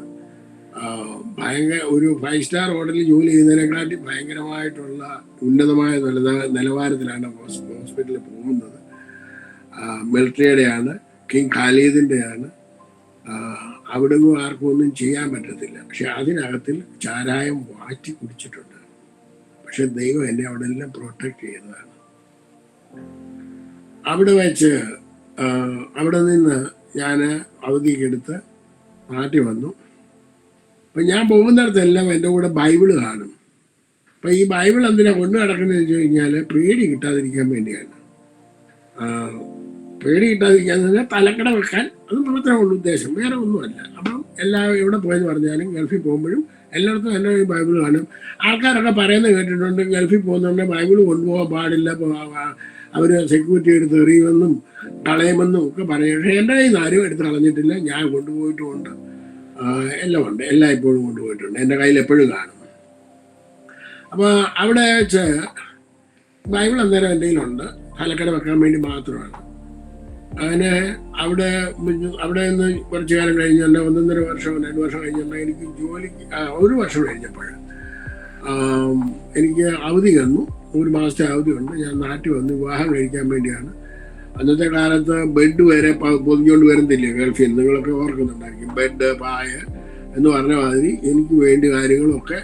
അപ്പം കല്യാണം കഴിക്കാൻ വേണ്ടി ആഭരണവും സാരികളും മറ്റുള്ളതും ഒക്കെ വലിച്ചു വാരി കെട്ടിക്കൊണ്ട് ഇവിടെ വന്നു. ഇവിടെ വന്നു കഴിഞ്ഞ് 25 ദിവസം ബ്രോക്കർമാരുടെ പുറകെ നടക്കുകയായിരുന്നു. ഒരൊറ്റ ബ്രോക്കറും ഒരിടത്ത് കൊണ്ടുപോയിടത്തൊക്കെ എനിക്കൊന്നും കല്യാണം നടന്നില്ല, ഒന്നും ശരിയാകുന്നില്ല. ഒടുവിൽ അവസാനം ഞാൻ കൊണ്ടുപോയ ബെഡ് എൻ്റെ അനിയനോട് പറയണം, അത് മുറിച്ചെടുത്തിട്ട് നീ ആ സോഫായിലിടാൻ പറഞ്ഞു. അതെല്ലാം മുറിച്ച് കയറിയാവും സോഫായിലിട്ടു. സാരിയും ബീരിയും എല്ലാം എടുത്ത് ഓരോരുത്തർക്കും കൊടുത്തു. എല്ലാം തീർന്നു, ഒന്നുമില്ല, 0 ആയി. ഇനിയും പോകാൻ ഇനി 5-6 ദിവസം കൂടെ ഉണ്ട്. അങ്ങനെ ഇരിക്കുന്ന അവസരത്തിൽ എൻ്റെ ഞങ്ങളുടെ കുടുംബത്തിലുള്ള പടിഞ്ഞാറേ പൈനിമൂട്ടിലുള്ള ഒരു മോനച്ചൻ എന്ന് പറഞ്ഞ ആള് തന്നെ. എന്നെ പോലെ തന്നെ അദ്ദേഹത്തിൻ്റെ പേര് മോനച്ചൻ എന്നാണ്. അദ്ദേഹം ആ വീട്ടിലെ രണ്ടാമത്തവനാണ്. ഈ പുള്ളി ഞങ്ങളുടെ അതുവഴി വന്നുകൊണ്ടെങ്കിൽ ഞങ്ങളുടെ വീട് റോഡ് സൈഡിലാണ്. ഞാൻ അവിടെ കൈപ്പടയിൽ ഇരിക്കുകയായിരുന്നു. എന്നോട് ചോദിച്ചു, മോനച്ചൻ നീ എന്തിനാണ് ഇവിടെ ഇരിക്കുന്നത്, വരുന്നു എൻ്റെ കൂടെ പടിഞ്ഞാറോട്ടെ? ഞാൻ പറഞ്ഞു ഞാൻ വരാമെന്ന് പറഞ്ഞു. ഞാൻ പുള്ളിയുടെ കൂടെ വെച്ചാൽ ഞാൻ മതി, ഈ മുണ്ട് മതിയോ, ചെരുപ്പ് ഇടുമ്പോൾ ചെരുപ്പ് മതിയോ, സാരമില്ല നീ പോരുക എന്ന് പറഞ്ഞ് ഞാൻ അവർ പുള്ളിയുടെ കൂടെ നടന്ന് അവരെ വീടിൻ്റെ അവിടെ വരെ എത്തിയുണ്ടെങ്കിൽ നമ്മൾ കടവിൽ വരെ പോകാമെന്ന് പറഞ്ഞു. അങ്ങനെ അവിടെ വളരെ പമ്പയാറിൻ്റെ അക്കരെ അവിടെ കടവിലോട്ട് ചെന്നു. വള്ളത്തെ കയറാൻ പറഞ്ഞു. നീ വള്ളത്തെ കടവിൽ കയറിയിട്ടുണ്ട്? ഞാൻ പറഞ്ഞു വള്ളത്തെ കയറിയിട്ടുണ്ട്, പക്ഷേ അക്കരെ ഞാൻ പോയിട്ടൊന്നുമില്ല, ഇത് ആദ്യമായിട്ടാണെന്ന് പറഞ്ഞു. എന്നാൽ കയറാൻ പറഞ്ഞു. അക്കരെ കയറാനായിട്ട് വള്ളത്തെ കയറി അക്കരെ ചെന്ന് കഴിഞ്ഞ് അപ്പോൾ കല്ല് പാകിയൊക്കെയാണ് മേലോട്ട് കയറുന്നിടത്ത്. ചവിട്ടി കയറി പോയേ എൻ്റെ ചെരുപ്പ് അങ്ങ് പറഞ്ഞു പോയി, സ്ലിപ്പായിട്ട്. അപ്പോൾ എന്നോട് പറഞ്ഞാൽ ചെരുപ്പ് നീ വെള്ളത്തിൽ കയ്യിലെടുത്ത് നമുക്ക് അവിടുന്ന് മാടക്കടയുണ്ട് പൊതിഞ്ഞെടുക്കാം, നമുക്ക് പുതിയ ചെരുപ്പാണെന്നില്ല, നമുക്ക് അവിടെ ചെന്ന് ചെങ്ങന്നൂർ കൊണ്ടുപോയി അത് റിപ്പയർ ചെയ്യാം എന്ന് പറഞ്ഞു. എന്നെക്കാട്ടി മൂത്ത ആളാണ്. അപ്പോൾ അച്ചായൻ പറഞ്ഞത് ഞാൻ കേട്ടു. ഞാനിങ്ങനെ ചെരുപ്പ് എടുത്ത് നടക്കണ്ട്. ഞാൻ ചോദിച്ചു ഇവിടെ നമ്മൾ പോകുന്നവർ എന്നെ പറയാം ഒരു പെണ്ണ് കാണാൻ പോവാന്ന്. ചെരുപ്പും പൊതിഞ്ഞുകൊണ്ട് ആ പെണ്ണ് കാണാൻ പോകുന്നത്. ഒടുവിൽ അവരെ തിണ്ണയ്ക്ക് കൊണ്ടുവന്ന് വരാതെ താഴെ സ്റ്റെപ്പിന് താഴെ കൊണ്ടുവന്ന് ചെരുപ്പ് ഇട്ടേച്ച്. അന്നത്തെ നമ്മുടെ നാട്ടിലെല്ലാം ചെരുപ്പ് ഊരിയിട്ടില്ല കയറി ചെല്ലുന്നത്. അതുകൊണ്ട് പിന്നെ ചെരുപ്പുണ്ടോ ഏത് ചെരുപ്പാണെന്ന് അറിയത്തൊന്നുമില്ലല്ലോ. അപ്പം അങ്ങനെ ഇരുന്നു. പെണ്ണിനെ കണ്ടു, ചെരുപ്പ് എടുത്ത് കഷത്തി വെച്ചോണ്ട് പിന്നെ വീട്ടിലോട്ട് ഇങ്ങനെ തിരിച്ച് നടന്നു വരുന്ന കൂട്ടത്തിൽ പല വീടുകളൊക്കെ കയറണമായിരുന്നു. ഗൾഫിൽ പോയിട്ട് ഇനിയിപ്പോൾ തിരിച്ചു പോയില്ലേ. പലരെയും കണ്ട് കൂട്ടുകാരെയൊക്കെ കണ്ട് സംസാരിച്ച് ഞാൻ വീട്ടിൽ ചെല്ലുന്നതിന് മുമ്പ് തന്നെ വീട്ടിൽ നിന്ന് എൻ്റെ ഇളയ അനിയൻ വന്നിട്ട് പറഞ്ഞു, മംഗലത്തിൽ നിന്ന് ആരാണ്ടൊക്കെ വന്നിട്ടുണ്ട് എന്ന് പറഞ്ഞു. ഓടിച്ചെല്ലാൻ പറഞ്ഞെന്ന് പറഞ്ഞു. ഞാൻ ചെന്ന് കഴിഞ്ഞുകൊണ്ട് എൻ്റെ വൈഫിൻ്റെ പപ്പായും പുള്ളിയുടെ അനിയനും കൂടെ പാപ്പനും കൂടെയാണ് വന്നിരിക്കുന്നത്. അപ്പോൾ എനിക്കധികം സമയമില്ലാത്തത് കൊണ്ട് അവർ പെട്ടെന്ന് തന്നെ വന്നതാണ്. അപ്പോൾ അവർ വന്നു, വീട്ടിൽ പറഞ്ഞ് കല്യാണത്തിൻ്റെ കാര്യങ്ങളൊക്കെ പറഞ്ഞ് അങ്ങനെ സെറ്റിൽഡായി. അങ്ങനെ 1981 ഞങ്ങളുടെ വിവാഹം കഴിഞ്ഞു. കുറച്ച് ദിവസം കൂടെ ഞാൻ വീട്ടിലുണ്ടായിരുന്നു. അത് കഴിഞ്ഞിട്ട് ഞാൻ ഗൾഫിലേക്ക് പോയി. അങ്ങനെ ഇരിക്കുന്ന അവസരത്തിൽ ഞാൻ പറഞ്ഞല്ലേ ബൈബിള് കൊണ്ടുപോകുമെന്ന്. അവിടെ ചെന്ന് 5-6 മാസമായി. അപ്പോൾ എല്ലാ ദിവസവും എഴുതുന്നുണ്ട്, വരുന്നുണ്ട്, പോകുന്നുണ്ട്. എല്ലാ ആഴ്ചയിൽ 2-3 എഴുത്തൊക്കെ അങ്ങോട്ടും ഇങ്ങോട്ടും പോകുന്നുണ്ട്. കല്യാണം കഴിച്ച് ആ അവസ്ഥയിൽ ഓടിപ്പോകുന്നതല്ലേ. അന്നത്തെ കാലത്ത് ഇപ്പോഴത്തെ പോലെ ഗൾഫിലൊന്നും ഫാമിലിയെ കൊണ്ടുപോകാനും പറ്റത്തില്ല. അങ്ങനെയുള്ള ഫാമിലി വിസയും കിട്ടത്തൊന്നുമില്ല. സൗദി അറേബ്യയിലാണ് ഖർജ് എന്ന് പറഞ്ഞ സ്ഥലത്ത് റിയാദിൽ അൽഖലി RKH എന്ന് പറഞ്ഞ ഹോസ്പിറ്റലായിരുന്നു. അതിൻ്റെ വേറൊരു ഹോസ്പിറ്റൽ ഖർജ് എന്ന് പറഞ്ഞ സ്ഥലത്തുണ്ട്. അവിടുന്ന് 3-4 മണിക്കൂർ ട്രാവൽ ചെയ്തതിലേ പറ്റത്തുള്ളൂ. അവിടെ ജോലി ചെയ്തുകൊണ്ടിരിക്കുകയാണ്. എല്ലാം ബ്രിട്ടീഷുകാരാണ്, അവിടുത്തെ ആൾക്കാരെല്ലാം ബ്രിട്ടീഷ് സിസ്റ്റമാണ്. അപ്പോൾ അവിടെ വെച്ച് ഒരു ഉപകാരമുണ്ടായി. ഇനി ഞാൻ ഇംഗ്ലീഷിൽ സംസാരിക്കണം. അപ്പോൾ അവർക്കുള്ളവർക്ക് അവിടെ വരുന്ന മിക്കവാറും ഉള്ളവർക്ക് വേണ്ടി എല്ലാം ട്രാൻസ്ലേറ്റ് ചെയ്യണം. കാരണം എല്ലാം ഹിന്ദിക്കാരും ഒക്കെ ഉള്ളത്, മലയാളികളുള്ള ജോലിക്കാരൊക്കെ വരുന്ന അവർക്ക് വേണ്ടി ട്രാൻസ്ലേറ്റും ചെയ്യണമായിരുന്നു. അപ്പോൾ അതുകൊണ്ട് എനിക്ക് വലിയ ഉപകാരമായി. അപ്പം അങ്ങനെ അവിടെ ജോലി ചെയ്തുകൊണ്ടിരിക്കും. അവിടെ വന്ന് പിന്നെയും നമ്മുടെ മദ്യപാനത്തിനൊട്ടും കുറവൊന്നുമില്ല. എന്നാൽ അവിടെ നിന്ന് ഞങ്ങൾ പരിമലപ്പള്ളിയിൽ ഒന്ന് പോയി. പരിമലപ്പള്ളി പോയിട്ട് തിരിച്ച് ഇപ്പം എൻ്റെ വൈഫിൻ്റെ പേര് ഷേർലി എന്നാണ്. ഷേർലിയുടെ ഒരു മാവിയുടെ വീട് ആ പരിമലപ്പള്ളിയുടെ ഓപ്പോസിറ്റ് സൈഡിൽ അവിടെ എന്തോ അതിന് പറയുന്നത്, ആ സ്ഥലത്തിൻ്റെ പേര് ഞാനങ്ങ് മറന്നു പോകും ഇടയ്ക്കിടയ്ക്ക്. വാളപ്പുഴയല്ലേ, സോറി, ഏതോ ഒരു സ്ഥലമാണ്, ഒരു പ്രസിദ്ധമായിട്ടുള്ള സ്ഥലമാണ്. നമ്മുടെ JV പീറ്ററൊക്കെ താമസിച്ച ഏരിയ അവിടെയാണ് JV പീറ്ററൊക്കെ ഉണ്ടായിരുന്നത്. അപ്പോൾ അവിടെ ഞാൻ ചെന്ന ഉടനെ മാമിയുടെ വീട്ടിലോട്ട് പോകാമെന്ന് പറഞ്ഞു. വണ്ടി അവിടെ നിർത്തി. ഞങ്ങൾ 2 പേരും കൂടെ കയറി ചെന്നു. അപ്പോൾ അവിടുത്തെ അവിടുത്തെ മാവിയുടെ ഇളയ മകള് വന്ന് കതവ് തുറന്നിട്ട് ഓടി അകത്തോട്ട് എന്നിട്ട് പറഞ്ഞു, അമ്മേ ഒരു പാസ്റ്ററും ഷേർലി മോളും കൂടെ വന്നിട്ടുണ്ടെന്ന് പറഞ്ഞു. അപ്പോൾ പാസ്റ്ററെ കാണാനായിട്ട് അമ്മച്ചി ഓടി വന്നു. എന്നെ കണ്ട വെള്ള വസ്ത്രമൊക്കെ ഇടി, ഇത് പാസ്റ്ററല്ല, ഇത് മോനിച്ചനാണ്, ഷേർലിയുടെ ഹസ്ബൻഡ്. അപ്പം അങ്ങനെയാണ് ആദ്യമായിട്ട് എന്നെ പാസ്റ്റർ എന്നുള്ള വിളി എനിക്ക് അവിടെ വെച്ച് ഒന്നുമല്ലാതിരിക്കുന്ന എനിക്ക് കിട്ടിയത്. അപ്പം അങ്ങനെ ഞങ്ങൾ വന്നു. വീട്ടിൽ മിക്കവാറും അമ്മ എപ്പോഴും പ്രാർത്ഥനയും മകളുമായി ഇതൊക്കെ ആയിട്ട് നടക്കുമെന്നുണ്ടെങ്കിൽ ഞങ്ങൾ ഒരെണ്ണം പോലും ഇല്ലാതെ, ഞാൻ പറഞ്ഞല്ലോ കള്ളു പിടിച്ച് നടക്കുന്നു. ജ്യേഷ്ഠനാണെന്നുണ്ടെങ്കിൽ ബഹളം ഉണ്ടാക്കുകയും ചെയ്യും. അങ്ങനെ പൊയ്ക്കൊണ്ടിരിക്കുകയാണ്. ഞാനത് കഴിഞ്ഞിട്ട് 1 വർഷം കഴിഞ്ഞതിന് ശേഷം ഞാനും ഷേർലിയും കൂടെ ബോംബെ പോയി, അങ്കിളിൻ്റെ കൂടെ താമസിച്ചു. അവിടെ ഞാൻ പിന്നെ വീണ്ടും മസ്കറ്റിൽ പോയി. ആ സമയത്ത് 83 കാലയളവിലാണ്, 86 കാലയളവിൽ. അപ്പം ഞാൻ സൗദി അറേബ്യയിൽ നിന്ന് നാട്ടിൽ വന്ന അവസരത്തിൽ എൻ്റെ വീട്ടിൽ അപ്പച്ചൻ കിടക്കുന്നതിൻ്റെ ഇങ്ങേ വശത്ത് വേറൊരു കട്ടില് ഗസ്റ്റിന് വന്നാൽ കിടക്കാൻ വേണ്ടി ഇട്ടിട്ടുണ്ട്, തിണ്ണയ്ക്ക് തന്നെ. ഇവിടെ ഒരു മനുഷ്യൻ കിടക്കുന്നു. ഇപ്പം ഞാൻ കുടിച്ചിട്ടാണ് വന്നേക്കുന്നത്. ഞാൻ ചോദിച്ചു, ഇതാരാടോ കിടക്കുന്നത്? അപ്പോൾ അമ്മ അകത്തുനിന്ന് കേട്ടു ഞാൻ പറയുന്ന ആരാണെന്ന്. പറഞ്ഞു, ഇത് അമ്മനെ അതൊരു പാസ്റ്ററാണ്, ഒന്നും പറയരുതെന്ന് പറഞ്ഞു.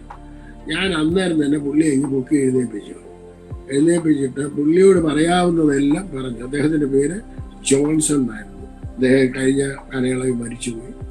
അപ്പോൾ അദ്ദേഹം പറഞ്ഞു, എന്നെ എടുക്കൽ പറയാവുന്ന രീതി പറഞ്ഞു. ഞാൻ പറഞ്ഞു, ഇവിടുന്ന് ഇപ്പോൾ തന്നെ ഇറങ്ങിക്കോണം എന്ന് പറഞ്ഞു. പുള്ളി ഒത്തിരി വഴക്ക് പറഞ്ഞു, പറയരുതാത്ത ഭാഷകളൊക്കെ ഉപയോഗിച്ചു. ആ ഭാഷകളൊന്നും ഇപ്പം ഞാൻ നാവിന്മേൽ എടുക്കാത്ത ഭാഷയാണ്. അപ്പം അന്നത്തെ ഭാഷയിൽ വളരെ വളരെ മനുഷ്യന് കൊള്ളരുതാത്ത ഭാഷയൊക്കെ ഉപയോഗിച്ച് അദ്ദേഹത്തെ വഴക്ക് പറഞ്ഞു. അദ്ദേഹം അന്നേരം പറഞ്ഞു, പോലെ രക്ഷിക്കപ്പെടണം എന്ന് പറഞ്ഞിട്ട് അദ്ദേഹം അങ്ങ് ഇറങ്ങിപ്പോയി. പിന്നെ എൻ്റെ വൈഫ് പറഞ്ഞ് ഞാൻ പുള്ളിക്ക് പിന്നെ എൻ്റെ പെങ്ങളുടെ വീട്ടിൽ പറഞ്ഞു വിട്ടെന്നു, അവിടെ ഞാൻ ചെന്ന് വഴക്കുണ്ടാക്കുന്നു ഒക്കെ എൻ്റെ വൈഫ് പറഞ്ഞ് കേട്ടിട്ടുണ്ട്. കാരണം ഈ സുബോധം കള്ളു പിടിച്ചു കഴിഞ്ഞാൽ പിന്നെ എപ്പോഴും സുബോധമൊന്നും കാണത്തൊന്നുമില്ലല്ലോ. അപ്പം അങ്ങനെ ആ പുള്ളിയെ പറഞ്ഞു വിടാനിടയായി. അങ്ങനെ ഞാൻ മസ്കറ്റിലേക്ക് വന്നു. മസ്കറ്റ് വന്ന അവസരത്തിൽ ഞാൻ ചോദിച്ചു, ഈ രക്ഷിക്കപ്പെടുക എന്ന് പറയുന്നത് എന്താണ്? അപ്പം ഇത് മനസ്സിലാക്കണം. ഞാൻ ബൈബിൾ എടുത്തു, ബൈബിൾ വായിക്കാൻ തുടങ്ങി. ഉൽപ്പത്തി മുതൽ വെളിപ്പാട് വരെ 9 മാസം കൊണ്ട് ആദ്യത്തെ ഭാഗം വായിച്ചു. രക്ഷിക്കപ്പെടുക എന്നുള്ള ഭാഗം മാത്രം ഞാൻ അടയാളപ്പെടുത്തി. ഇപ്പം രാവിലെ എഴുന്നേക്കും, ദിനകൃത്യങ്ങളെല്ലാം ചെയ്യും, കാപ്പി കുടിച്ചതിന് ശേഷം പിന്നെയും കുത്തിയിരുന്ന് 2 മണിക്കൂർ ബൈബിൾ വായിക്കും. എന്നതിന് ശേഷം ജോലിക്ക് പോകേണ്ടത്. ജോലി കഴിഞ്ഞ് പിന്നെ ഉച്ച കഴിഞ്ഞുകൊണ്ട് പിന്നെ 2 മണിക്കൂറുണ്ട്. പിന്നെ വൈകുന്നേരം പോയാൽ മതി. വൈകുന്നേരത്തെ ജോലി കഴിഞ്ഞ് വന്ന് പിന്നെ വീണ്ടും ബൈബിൾ വായിക്കും. അങ്ങനെ കണ്ടിന്യൂസ് ആയിട്ട് ബൈബിൾ വായിക്കാൻ തുടങ്ങി. 7 പ്രാവശ്യം ബൈബിൾ വായിച്ചു. അപ്പോൾ ഇങ്ങനെ വായിച്ചുകൊണ്ടിരുന്നുണ്ടെങ്കിൽ അവിടെ മിക്കവാറും ഉള്ളവരെല്ലാം മുസ്ലിങ്ങളാണ്. അപ്പോൾ എല്ലാവർക്കും സെപ്പറേറ്റ് മുറിയുണ്ട്. അപ്പോൾ ആ മുറിക്കകത്തിരുന്ന് ഞാൻ ഒരു യേശുവിൻ്റെ ഫോട്ടോ പോലെ ഒന്ന് സംഘടിപ്പിച്ചു. അവിടെ ഒരു കൂട് പോലൊക്കെ ഉണ്ടാക്കി, വിളക്കൊക്കെ ലൈറ്റൊക്കെ ഫിറ്റ് ചെയ്ത് കുർബാന നടത്തുന്ന വരിയുള്ള പരിപാടികളൊക്കെ അച്ഛൻ പറയുന്നതൊന്നും അറിയത്തില്ല. പക്ഷെ എന്നുണ്ടെങ്കിൽ മനുഷ്യർ പറയുന്ന കാര്യങ്ങളെല്ലാം പറഞ്ഞു. അങ്ങനത്തെ പ്രാർത്ഥനയും തുടങ്ങി, ബൈബിൾ വായനയും തുടങ്ങി. ആ കാലയളവിൽ അപ്പോൾ എനിക്കെതിരായിട്ട് നിൽക്കുന്ന ആരെങ്കിലും പ്രശ്നം ഉണ്ടാക്കുന്ന ഒത്തിരി അതിനകത്ത് പ്രത്യേകിച്ച് ഒരു ഗോവക്കാരത്തി ഒരു സ്ത്രീയുണ്ട്. നല്ല അവർക്ക് എത്ര 40-45 വയസ്സുണ്ട് അന്നത്തെ കാലയളവിൽ. ഞാനൊരു ചെറുപ്പക്കാരൻ്റെ.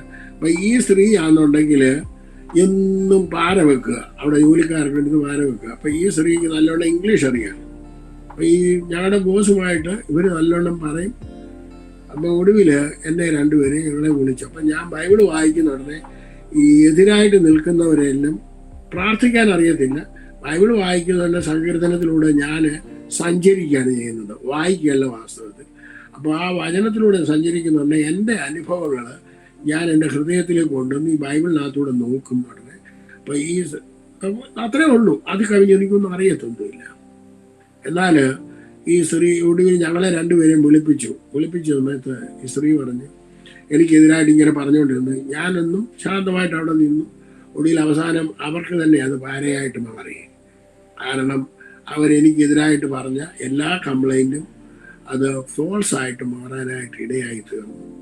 അങ്ങനെ ഞാൻ അവിടെ ജീവിച്ചിരുന്നു.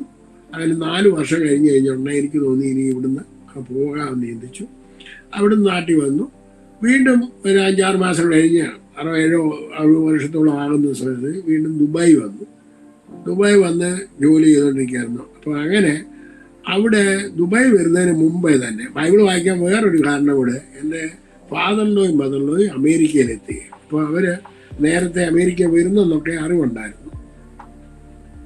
ബൈബിൾ വായിക്കാനുള്ള രണ്ടാമത്തെ കാര്യം, ഇവർ പെന്തക്കോസ്തിൽ പോയി. ഇവിടെ വന്നിട്ട് ഇവർ രക്ഷിക്കപ്പെട്ടു, സ്നാനപ്പെട്ടു. അപ്പോഴത്തേക്ക് എൻ്റെ ദേഷ്യം ഏറ്റവും കൂടുതൽ ഇറങ്ങി വന്നു. എന്നിലുള്ള പൈശാചിക ശക്തി എന്ന് പറയാൻ വേണമെന്നുണ്ടെങ്കിൽ ഇപ്പോഴത്തെ ഭാഷ പറഞ്ഞു കഴിഞ്ഞാൽ. അപ്പോൾ ഇവർ പെന്തക്കോസ്തുകാരോട് 4 വർത്തമാനം പറയണം എന്നുള്ള ആ വൈരാഗ്യത്തിലാണ് ഏറ്റവും കൂടുതൽ ബൈബിൾ വായിക്കുന്നത്.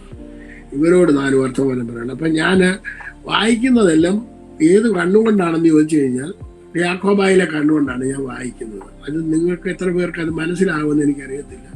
ഇപ്പോൾ പെന്തക്കോസ്തിൽ വന്നു കഴിഞ്ഞാൽ പെന്തക്കോസിലെ കണ്ണുകൊണ്ട് വായിക്കും. യാക്കോബായിലാണെന്നുണ്ടെങ്കിൽ യാക്കോബായിലെ കണ്ണുകൊണ്ട് വായിക്കും. കത്തോലിക്കരെ കണ്ണുകൊണ്ട് വായിക്കും. ഓരോ ഡിനോമിനേഷനുകാരും അവരുടെ കണ്ണുകൊണ്ട് വായിക്കുന്നുണ്ടെങ്കിൽ അവർക്കുള്ളത് മാത്രമേ അവർക്ക് കിട്ടത്തുള്ളൂ.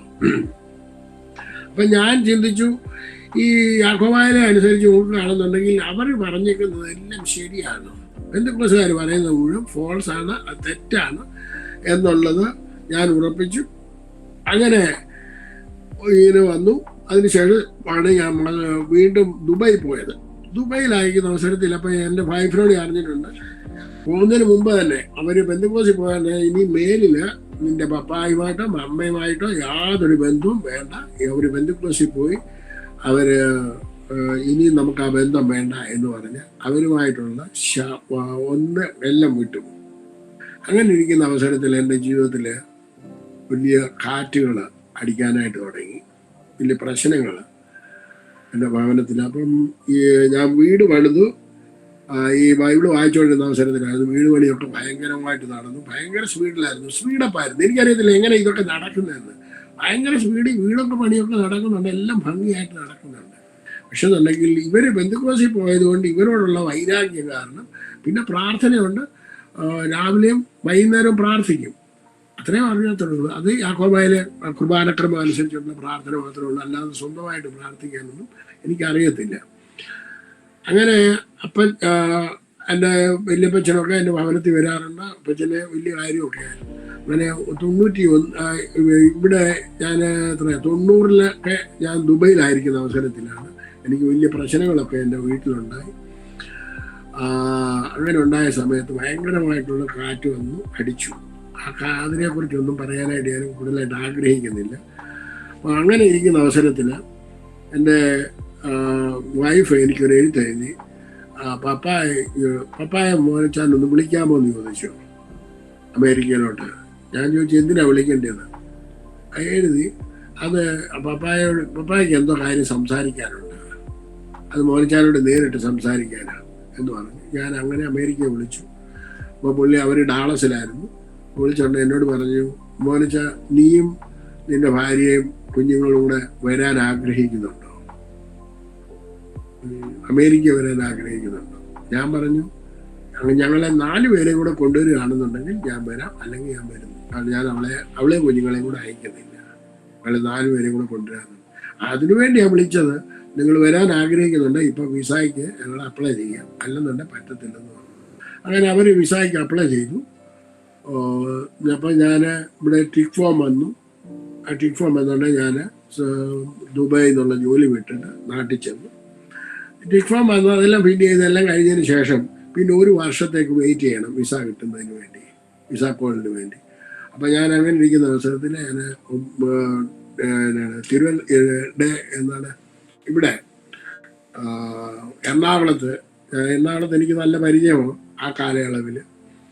അപ്പോൾ ഞാൻ അവിടെ വെച്ച് ഇന്റർനാഷണൽ എന്ന് പറഞ്ഞൊരു ഹോട്ടലുണ്ട്, അവിടെ പോയി. അവിടെ ചുമ്മാ ഞാൻ ചെന്ന. അപ്പോൾ എൻ്റെ ഒരു കൂട്ടുകാരന് നേരത്തെ ഉണ്ടായിരുന്ന ഒരാൾ, എൻ്റെ അവിടെ പുള്ളിക്ക് ഓട്ടോറിക്ഷ ഡ്രൈവറായിരുന്നു. അപ്പോൾ എന്നെ കണ്ടു. താൻ എവിടെയാണെന്ന് ചോദിച്ചപ്പോൾ ഞാൻ പറഞ്ഞു ഇതുപോലെ അമേരിക്ക പോരായിട്ടിരിക്കുക എന്ന് പറഞ്ഞു. എന്നാൽ ഒരു വർഷം ഉണ്ടല്ലോ, ഇനി ഇവിടെ എന്തിനാ വായി നോക്കി കിടക്കുന്നത്, ഇവിടെ പോയി ഇന്റർനാഷണൽ പോയി ജോലി ചെയ്യണം എന്ന് പറഞ്ഞു. എന്നാൽ പിന്നെ അങ്ങനെ ആട്ടെന്ന് പറഞ്ഞു. അവിടെ പോയി ചെന്നു, അവിടെ എനിക്ക് ജോലി തന്നു. അവിടെ ജോലി ചെയ്തുകൊണ്ടിരുന്നപ്പോഴാണ് ഈ നിങ്ങൾ ഈ ചിക്കൻ 65 എന്ന് പറഞ്ഞ് കേട്ടിട്ടുണ്ടോ? അപ്പം അവിടെ ഒരു ഫുഡ് ഷോ നടത്തി എറണാകുളത്ത് സീലോഡിൻ്റെ മുന്നേ വെച്ച്. അപ്പം ഞാൻ അവിടെ വെച്ചാണ് ഈ ചിക്കൻ 65 എന്ന് പറഞ്ഞ സാധനം അവിടെ ഫേമസ് ആക്കിയ ഒരവസരം. അത് ഒരു ഫർലോണ് ദൂരത്തിൽ ആൾക്കാർ ക്യൂ നിന്ന് അവിടെ വെച്ച് ഫേമസ് ആക്കി. അത് ആരുടെ റെസിപ്പി ആണെന്നൊന്നും എനിക്കറിയത്തില്ല, എൻ്റെ നല്ല റെസിപ്പി ആരോ അവിടെ കൊണ്ടുവന്നാണ്. പക്ഷെ തന്നെ അതിനെ ഫേമസ് ആക്കിയത് അവിടെ വെച്ചായിരുന്നു. അങ്ങനെ അവിടെ വളരെ കാര്യമായിട്ട് ജോലി ചെയ്തു. പിന്നെ അതിനുശേഷം ഞാൻ വിസ കോൾ വന്നു, ഞാനിവിടുന്ന് ജോലി വിട്ടു. അങ്ങനെ 1992 ഏപ്രിൽ 14 ഞങ്ങൾ അമേരിക്കയിൽ വന്നു. അവിടെ വെച്ചാണ് എൻ്റെ സ്റ്റോറി ഇനി ആരംഭിക്കാൻ പോകുന്നത്. Price the Lord. ഞാൻ അമേരിക്ക വന്നു. അമേരിക്ക വന്ന് 2 ആഴ്ച കഴിഞ്ഞുകൊണ്ട് എനിക്ക് ഗ്രീൻ കാർഡ് കിട്ടി, സോഷ്യൽ സെക്യൂരിറ്റി കാർഡ് കിട്ടി. അപ്പം എനിക്ക് ജോലിക്ക് വേണം. ഞാൻ പിന്നെ ന്യൂസ് പേപ്പറിനകത്ത് കണ്ടു, ഇവിടെ ഫെയർമൗണ്ട് ഹോട്ടൽ എന്ന് പറഞ്ഞ ഹോട്ടലിൽ ഓപ്പണിംഗ് ഉണ്ട്. നല്ല ഡൗൺ ടൗണിലുള്ള ഒരു നല്ലൊരു ഹോട്ടലാണ്, 4 സ്റ്റാർ ഹോട്ടലാണ്. അവിടെ ചെന്നു, ആപ്ലിക്കേഷനൊക്കെ കൊടുത്തു, പോകുന്നു. പിറ്റേ ആഴ്ചയിൽ അവരുടെ വീണ്ടും ഒരാട് കണ്ടു, അവിടെ ഇന്ന പോലെ ആളെ ആവശ്യമുണ്ടെന്ന് പറഞ്ഞിട്ട്. ഞാൻ എൻ്റെ അളിയനോട് പറഞ്ഞു നമുക്ക് ഫെയർമൗണ്ട് വരെ പോകാമെന്ന് പറഞ്ഞു. എന്തിനാന്ന് ചോദിച്ചു, വിളിച്ചോന്ന് ചോദിച്ചു. വിളിച്ചില്ല. ഞാൻ പറഞ്ഞു അവിടെ വരെ പോകാം, അവരുടെ വീണ്ടും അഡ്വർടൈസ് ചെയ്തിട്ടുണ്ടെന്ന് പറഞ്ഞു. ഞാൻ ഉടനെ തന്നെ അളിയൻ എന്നെ കൊണ്ട് അവിടെ ചെന്നു. ഞാൻ നേരെ HR ചെന്നിട്ട് ചോദിച്ചു, എന്നെ നിങ്ങൾ ഇൻ്റർവ്യൂവിന് വിളിച്ചിട്ടില്ല, പിന്നെ നിങ്ങൾ എന്തിനാ ഈ പേപ്പറിനകത്ത് ആഡ് ചെയ്തേക്കുന്നത്? നിങ്ങൾ ചിന്തിക്കുക, അമേരിക്ക വന്ന് ഒരു മനുഷ്യനും ഗട്സ് കാണത്തില്ല അങ്ങനൊന്നും ചെന്ന് ചോദിക്കാനായിട്ട്. അവിടെ പറഞ്ഞു, അന്നേരം പറഞ്ഞു നിന്റെ ആപ്ലിക്കേഷൻ കണ്ടു കഴിഞ്ഞ പുള്ളി അവിടെ ഇരുന്ന സെക്രട്ടറി പുള്ളിക്കാരത്തി പേടിച്ചു പോയി. അപ്പോൾ പറഞ്ഞു ഉടനെ തന്നെ ഞാൻ നിന്നെ ഇൻ്റർവ്യൂവിന് വിടാമെന്ന് പറഞ്ഞു.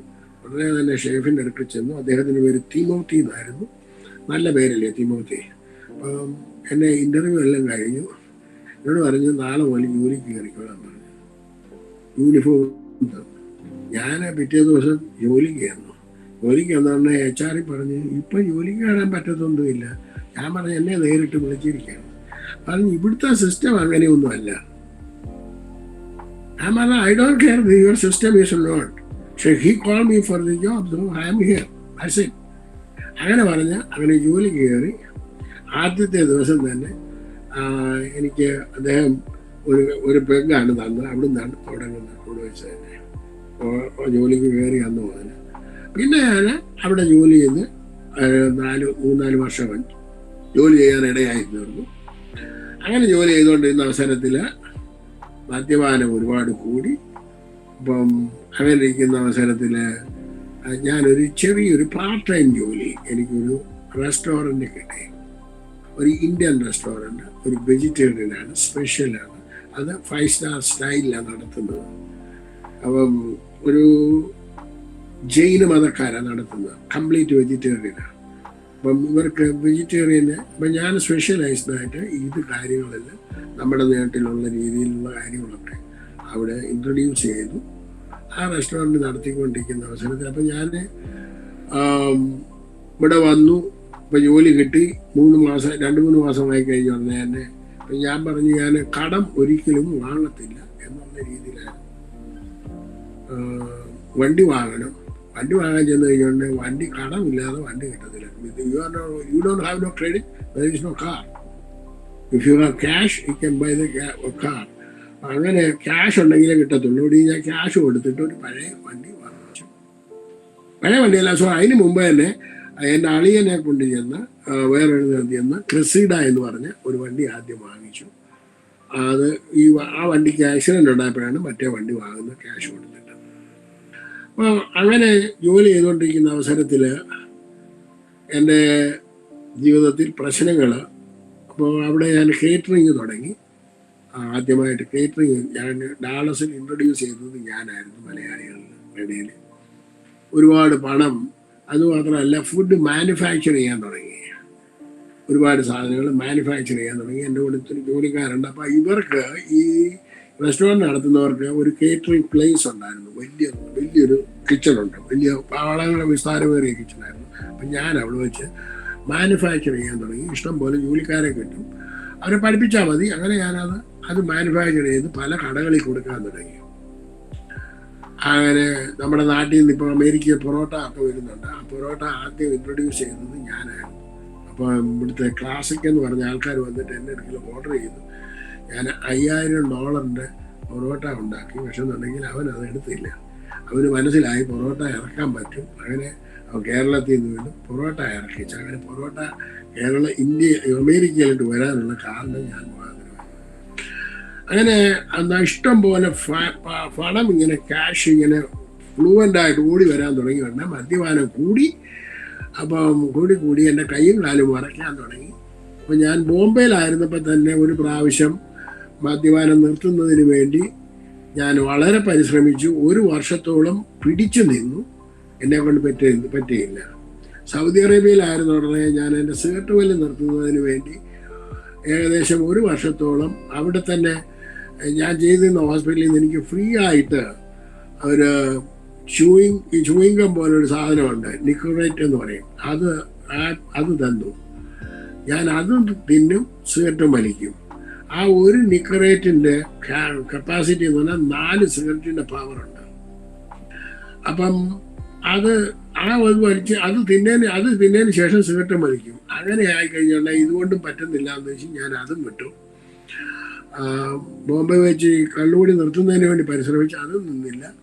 ഒടുവിൽ ഇവിടെ വന്നു കഴിഞ്ഞാൽ ഒരുപാട് അങ്ങ് കൂടി വളരെ പ്രശ്നമായി. വളരെ പ്രശ്നം എന്ന് പറഞ്ഞു കഴിഞ്ഞാൽ എനിക്ക് പിന്നെ നിൽക്കാൻ പറ്റുന്നില്ല, എനിക്ക് ഡ്രൈവ് ചെയ്യാൻ പറ്റത്തില്ല, കൈകാലുകൾ വിറയ്ക്കും കള്ളു കുടിക്കാതെ.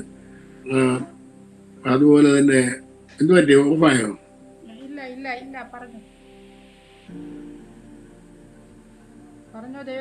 എന്തു പറ്റി? ഓക്കെ. അപ്പൊ അങ്ങനെ ഞാൻ മദ്യപാനം കൂടുന്ന കാരണം എനിക്ക് ഡ്രൈവ് ചെയ്യാനായിട്ട് വലിയ ബുദ്ധിമുട്ടായി മാറി. കൈകാലുകൾ വിറയ്ക്കും. അതുകൊണ്ട് രാവിലെ വെളുപ്പിനെ മുതൽ കള്ളു കുടിക്കണം. ഒരു പ്രാവശ്യം ഞാൻ കേറ്ററിംഗ് പ്ലേസിൽ നിന്ന് വരുന്ന അവസരത്തിൽ എന്നെ പോലീസ് ഒരു പ്രാവശ്യം പിടിച്ചായിരുന്നു. എൻ്റെ വൈഫുണ്ട്, എൻ്റെ മദറിലോ ഉണ്ട്. ഞങ്ങൾ വണ്ടിയെ വെച്ച് പിടിച്ചു. പക്ഷെ എന്നുണ്ടെങ്കിൽ അന്നേരം പുള്ളി പറഞ്ഞത്, നീ ഒരു ബിയർ അടിച്ചിട്ടുണ്ട്, ഞാൻ ഒരു ഫുൾ ബോട്ടിൽ അടിച്ചിട്ട് നിൽക്കുകയാണ് എന്ന് പറഞ്ഞ് എന്നെ പറഞ്ഞു വിട്ടു. ഞാൻ എത്ര കുടിച്ചെന്ന് പറഞ്ഞാലും ആർക്കും മനസ്സിലാകത്തില്ല. കാരണം ഞാൻ രാവിലെ മുതൽ രാത്രി 12 വരെ കുടിക്കും. ഒറ്റയ്ക്കാണ് കുടിക്കുന്നത്. ആരും കൂട്ടുകാരൊന്നുമില്ല. ഞാൻ വഴിയിലൊക്കെ വായി നോക്കി നടക്കുന്ന പരിപാടിയൊന്നുമില്ല. പക്ഷേ മദ്യപിക്കും, ഇഷ്ടം പോലെ മദ്യപിക്കും. അങ്ങനെ എനിക്കിത് നിർത്തുന്നതിന് വേണ്ടി അപ്പം ഒരു പ്രാവശ്യം എൻ്റെ വൈഫ് പറഞ്ഞു, ഈ പോക്ക് പോയാൽ മോനച്ചാനെ കുഞ്ഞുങ്ങൾ അനുസരിക്കുമെന്ന് തോന്നുന്നില്ല. അപ്പോൾ കുഞ്ഞുങ്ങൾക്ക് 10 വയസ്സും 7 വയസ്സും പ്രായമായി. അല്ല, 8 വയസ്സും 6 വയസ്സും പ്രായം. അപ്പോൾ കുഞ്ഞുങ്ങൾ മോനച്ചാനെ അനുസരിക്കുമെന്ന് തോന്നുന്നില്ല എന്ന് പറഞ്ഞു.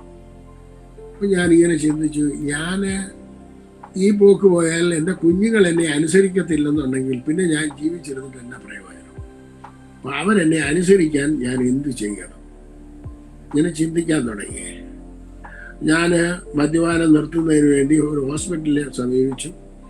അപ്പോൾ അവർ പറഞ്ഞു, 2 ട്രീറ്റ്മെൻറ്റ് വേണം ഇതിൻ്റെ മദ്യവും സിഗരറ്റും നിർത്തുന്നതിന് വേണ്ടി. 2 ട്രീറ്റ്മെൻറ്റിന് $90,000 വേണം. അപ്പോൾ ഒരു ട്രീറ്റ്മെൻറ്റിന് $4,500 ആ കാലയളവിലാണ്, 1996 കാലയളവിലാണ്. ഞാൻ നോക്കിയുണ്ട്, വീട്ടിൽ വന്നു. ഹോസ്പിറ്റലിൽ എന്താ പറഞ്ഞെന്ന് വൈഫ് ചോദിച്ചെന്നാ പറഞ്ഞു. അവർ ട്രീറ്റ്മെൻറ്റ് ഇതുപോലെ പറഞ്ഞെന്ന് പറഞ്ഞു. അപ്പോൾ എന്നോട് ചോദിച്ചു, പ്രാർത്ഥിച്ചാൽ ഇതിന് പ്രതിവിധി കിട്ടത്തില്ലയോ എന്ന് ചോദിച്ചു. ഞാൻ ചോദിച്ചു, ആരോട് പ്രാർത്ഥിക്കണം, എങ്ങനെ പ്രാർത്ഥിക്കണം? ഈ ഒരു ചോദ്യം വേറൊരു ആള് സാക്ഷ്യം പറഞ്ഞപ്പോൾ ആ ആളും പറയുന്നതായിട്ട് ഞാൻ കേട്ടു. ആരോട് പ്രാർത്ഥിക്കണം, എങ്ങനെ പ്രാർത്ഥിക്കണം, ഇതായിരുന്നു എൻ്റെ ചോദ്യം. അന്നേരം എൻ്റെ വൈഫ് പറഞ്ഞു, യൂദാസ്ലീഹയുടെ നാമത്തിലുള്ള ഒരു പ്രാർത്ഥനയുണ്ട്. ഞാൻ പറഞ്ഞു, യൂദാസ്ലീഹയുടെ നാമത്തിൽ നമുക്ക് അങ്ങനെ പ്രാർത്ഥന ഇല്ലല്ലോ. അത് കത്തോലിക്കയുടെ പ്രാർത്ഥനയാണ്, പേപ്പറിനകത്തൊക്കെ വരുന്നതാണ്. ഞാൻ അത് മോനിച്ചാൻ എഴുതി തരാമെന്ന് പറഞ്ഞിട്ട് അവളത് എഴുതി എനിക്ക് തന്നു. അപ്പം ഞാൻ എൻ്റെ ബിഹൈൻഡ് കാണുന്ന സോഫ പോലത്തെ സോഫ, ഞാൻ അന്ന് അപ്പാർട്ട്മെൻറ്റിൽ താമസിച്ചിട്ടുണ്ടായിരുന്നു. ഈ സോഫയിലിരുന്നപ്പം ഞാൻ അമേരിക്ക വന്നു കഴിഞ്ഞാൽ നമുക്ക് യേശുവിൻ്റെ ഒരു ഫോട്ടോ വാങ്ങണമെന്ന് പറഞ്ഞ് ഞങ്ങൾ പല കടകളിൽ പോയി. അപ്പോൾ കടയിൽ ചെല്ലുന്ന കടയിലൊക്കെ മെക്സിക്കൻ്റെ കടയിൽ ചെന്ന് കഴിഞ്ഞാൽ മെക്സിക്കൻ്റെ സ്റ്റൈലിലുള്ള യേശുവാണ്. കറമ്പരുടെ കടയിൽ ചെന്ന് കഴിഞ്ഞാൽ കറമ്പരുടെ സ്റ്റൈലിലുള്ള യേശുവാണ്. ചൈനീസ് കടയിൽ ചെന്ന് കഴിഞ്ഞാൽ ചൈനീസ് യേശുവായിരിക്കുന്നു. അപ്പം ഞാൻ നാട്ടിൽ വെച്ച് എൻ്റെ ചെറുപ്പത്തിൽ യേശുവിൻ്റെയും കന്യമറിയാമിൻ്റെയും ഒക്കെ ഫോട്ടോ വരച്ച് ഇതൊക്കെ ചെയ്തിട്ടുണ്ട്. പക്ഷെ ഇതുമാതിരിയുള്ള ഒരു ഫോട്ടോയും ഞാൻ കണ്ടില്ല. ഞാൻ പറഞ്ഞു, ഇവരുടെ എല്ലാം യേശു ഡിഫറെൻ്റ് യേശുവാണ്, നമ്മുടെ യേശുവല്ല എന്ന് പറഞ്ഞ് ഞാൻ ആ ഫോട്ടോ വാങ്ങാൻ അങ്ങ് നിർത്തി. അപ്പം ഷേർലി അവിടെ ആങ്ങളയുടെ വീട്ടിലെങ്ങാണ്ട് ചെന്നുകൊണ്ട് 2-3 ഫോട്ടോ ഇരിക്കുന്നു എടുത്തുകൊണ്ട് വന്നു. ആ ഫോട്ടോ കൊണ്ടുവന്ന് ഭിത്തിയെ വെച്ചിട്ടുണ്ട്. അത് യേശുവിൻ്റെ ലാസ്റ്റ് സപ്പർ എന്നുള്ള ഫോട്ടോയാണ്. അത് അവിടെ ഇരിക്കുകയാണ്. ഞാൻ ഒരു പേപ്പറിനകത്ത് ഇങ്ങനെ അവൾ തന്നത് ഞാനിങ്ങനെ വായിക്കും, ഇങ്ങനെ എഴുതിയത് വായിക്കും. എന്നിട്ട് ഇത് യൂദാസ്ലീഹയോട് പറയുവാണ്, യൂദാസ്ലീഹ നീ ഇങ്ങനെ ചെയ്യണമെന്ന് പറഞ്ഞിട്ട് ഞാൻ യേശുവിൻ്റെ അടുക്കിലോട്ട് നോക്കും, വീണ്ടും വായിക്കും, യേശുവിനെ നോക്കും, അങ്ങനെ വീണ്ടും വായിക്കും. അങ്ങനെ 3-ാമത്തെ ദിവസമായിടനെ എനിക്ക് തോന്നി, ഞാൻ യൂദാസ്ലീഹയോട് പറഞ്ഞ്, യൂദാസ്ലീഹ ചെന്ന് യേശുവിനോട് പറഞ്ഞ്, യേശു വന്ന് യൂദാസ്ലീഹയോട് പറഞ്ഞ്, യൂദാസ്ലീഹ വന്ന് എന്നോട് പറയുമ്പോഴത്തേക്ക് സമയം ഒരുപാട് എടുക്കും. അതുകൊണ്ട് യൂദാസ്ലീഹയോട് പറഞ്ഞു, യൂദാസ്ലീഹ നീ എൻ്റെ കൂടെ സോഫയിലിരിക്കുക, ഞാൻ യേശുവുമായിട്ടൊന്ന് സംസാരിക്കട്ടെ എന്ന് പറഞ്ഞു. അങ്ങനെ യേശുവിൻ്റെ മുഖത്തേക്ക് നോക്കിയപ്പോൾ എനിക്ക് ഒന്നും പ്രാർത്ഥിക്കാൻ അറിയത്തില്ല. ഞാൻ പറഞ്ഞു, കർത്താവേ എനിക്ക് പ്രാർത്ഥിക്കാൻ അറിയത്തില്ല. ഞാൻ സോഫയിൽ ഇരുന്ന് ഞാൻ എങ്ങനെ താഴോട്ടങ്ങ് വന്നു, മുട്ടുമേലായി. ഞാൻ അങ്ങനെ ഉയരത്തിലേക്ക് നോക്കി, പ്രാർത്ഥിക്കാൻ അറിയത്തില്ല. കണ്ണിൽ നിന്ന് കണ്ണുനീര് മാത്രമേ വരുന്നുള്ളൂ. അങ്ങനെ കുറച്ചു നേരം ഇരുന്നു. അങ്ങനെ ഇരുന്നിട്ട് ഞാൻ എനിക്ക് സമയമായി. എനിക്ക് ആ കാലയളവിൽ ഞാനൊരു റെസ്റ്റോറൻറ്റ് ആരംഭിച്ചിട്ടുണ്ട്. ഞാൻ പറഞ്ഞല്ലോ, ഞാൻ കേറ്ററിങ്ങും ഫുഡ് മാനുഫാക്ചറിങ്ങും ഉണ്ട്. ഒരു റെസ്റ്റോറൻറ്റ് ആരംഭിച്ചു. വേറൊരുത്തൻ പറഞ്ഞിട്ടാണ് അതിൻ്റെ പുറകെ പോയത്. അങ്ങനെ ആ റെസ്റ്റോറൻറ്റ് ആരംഭിച്ച് ഞാൻ അവിടെ ചെന്ന് എൻ്റെ ക്യാഷ് രജിസ്റ്ററിൻ്റെ മുകളിൽ ഒരു കാർഡ് ഇരിക്കുന്ന കണ്ടു. ആ കാർഡിൽ എഴുതിയിരിക്കുന്നത് റവറൻഡ് എബ്രഹാം മത്തായി എന്നാണ്. ഞാൻ അദ്ദേഹത്തെ വിളിച്ചു. ഞാൻ പറഞ്ഞു, അച്ചോ എൻ്റെ പേര് ഇന്ന പോലാണ്, എനിക്കൊരു റെസ്റ്റോറൻറ്റ് ഉണ്ട്, അച്ഛൻ്റെ കാർഡ് ഇവിടെ ഇരിക്കുന്ന കണ്ടുകൊണ്ടാണ് ഞാൻ വിളിക്കുന്നത്, എനിക്ക് വേണ്ടി ഒന്ന് പ്രാർത്ഥിക്കാമോ എന്ന് ചോദിച്ചു. ഞാൻ ആദ്യമായിട്ട് ഒരു മനുഷ്യനോട് പ്രാർത്ഥിക്കാനായിട്ട് ചോദിക്കുകയാണ്. അപ്പം അദ്ദേഹം പറഞ്ഞു, ഞാൻ അച്ഛനല്ല. ഞാൻ പറഞ്ഞു, ഇവിടെ റവറൻഡ് എബ്രഹാം എന്നാണ് എഴുതിയിരിക്കുന്നത്, എബ്രഹാം മത്തായി എന്ന് എഴുതിയിരിക്കുന്നത്. അപ്പം അദ്ദേഹം പറഞ്ഞു, അത് തന്നെ ഞാൻ പറയുന്നത്, ഞാൻ അച്ഛനല്ല. ഞാൻ ചോദിച്ചു, പിന്നെ ഒരു പാസ്റ്ററാന്ന് പറഞ്ഞു. ഞാൻ പറഞ്ഞു, പാസ്റ്ററെങ്കിൽ പാസ്റ്റർ, ഒന്ന് പ്രാർത്ഥിക്കാൻ പറ്റുമോ? പിന്നെ അന്നേരം അതിന് ട്യൂണ് മാറി. അന്നേരം പറഞ്ഞു, പ്രാർത്ഥിക്കാമല്ലോ. ഞാൻ പറഞ്ഞു, എന്നാൽ ഞാൻ വരട്ടെ? ഇപ്പം വരണ്ട, ഇപ്പം എനിക്ക് സമയമില്ല, നാളെ ആട്ടെന്ന് പറഞ്ഞു. പുള്ളി അഡ്രസ്സ് തന്നു. അഡ്രസ്സ് എഴുതിയെടുത്തു. അന്നത്തെ കാലത്ത് ഇപ്പോഴത്തെ പോലെ GPS ഒന്നുമില്ല, GPS-ൻ്റെ പരിപാടികളൊന്നുമില്ല. ഞാൻ പിറ്റേ ദിവസം അദ്ദേഹത്തിൻ്റെ ഭവനത്തിലോട്ട് അഡ്രസ്സ് അന്നിടത്തോട്ട് ചെന്നുണ്ടെങ്കിൽ അദ്ദേഹം വെളിയിൽ ഇറങ്ങി നിൽക്കുകയാണ്. എന്നോട് പറഞ്ഞ് എന്നെ ഫോളോ ചെയ്ത് വരാൻ പറഞ്ഞു. അദ്ദേഹം ഒരു ബിൽഡിങ്ങിൽ കൊണ്ടുപോയി. അതൊരു അവരുടെ പെന്തക്കോസ്തൽ ചർച്ചായിരുന്നു. അത് പിന്നീടാണ് എനിക്ക് മനസ്സിലാകുന്നത്. പുള്ളി അവിടെ കൊണ്ടുപോയി. അവിടെ ഇരുന്നുകൊണ്ട് ഒരു 1.5 മണിക്കൂർ സമയം പുള്ളി എന്തൊക്കെയോ പറഞ്ഞു. അത് സുവിശേഷമാണെന്ന് എനിക്കിപ്പോഴറിയാം, പക്ഷെ അന്ന് എനിക്കൊന്നും അറിയത്തില്ല. അപ്പോൾ പുള്ളി ഒരുപാട് കാര്യങ്ങളൊക്കെ പറഞ്ഞ് ഞാൻ അതിലൂടെ കേട്ടുകൊണ്ടിരുന്നു. എന്നിട്ട് പറഞ്ഞ് ഞാൻ പ്രാർത്ഥിക്കാമെന്ന് പറഞ്ഞു. പ്രാർത്ഥിച്ചു. അപ്പം പ്രാർത്ഥിച്ചു കഴിഞ്ഞ ഉടനെ എന്നോട് പറഞ്ഞു, ഞാൻ ഇന്ന് വൈകുന്നേരം ഇവിടെ പ്രാർത്ഥനയുണ്ട്. എന്നോട് പറഞ്ഞു, ബ്രദറിന് വരാൻ പറ്റുമോ എന്ന് ചോദിച്ചു. ഞാൻ പറഞ്ഞു, ഞാൻ വരാം എന്ന് പറഞ്ഞു. ഞാൻ അവിടെ നിന്ന് ഇറങ്ങി. അപ്പം എന്നോട് പറഞ്ഞു, യേശുവിൻ്റെ രക്തം പറഞ്ഞുകൊണ്ട് പോകണം, എപ്പോഴും യേശുവിൻ്റെ രക്തം കത്തിൽ ആശ്രയിച്ചോണം എന്ന് പറഞ്ഞു. ഞാൻ അവിടെ ആ പാസ്റ്ററിൻ്റെ അടുക്കൽ പോകാനായിട്ട് വൈകുന്നേരമാണ് അവിടെ ചെല്ലണമെന്ന് പറഞ്ഞു.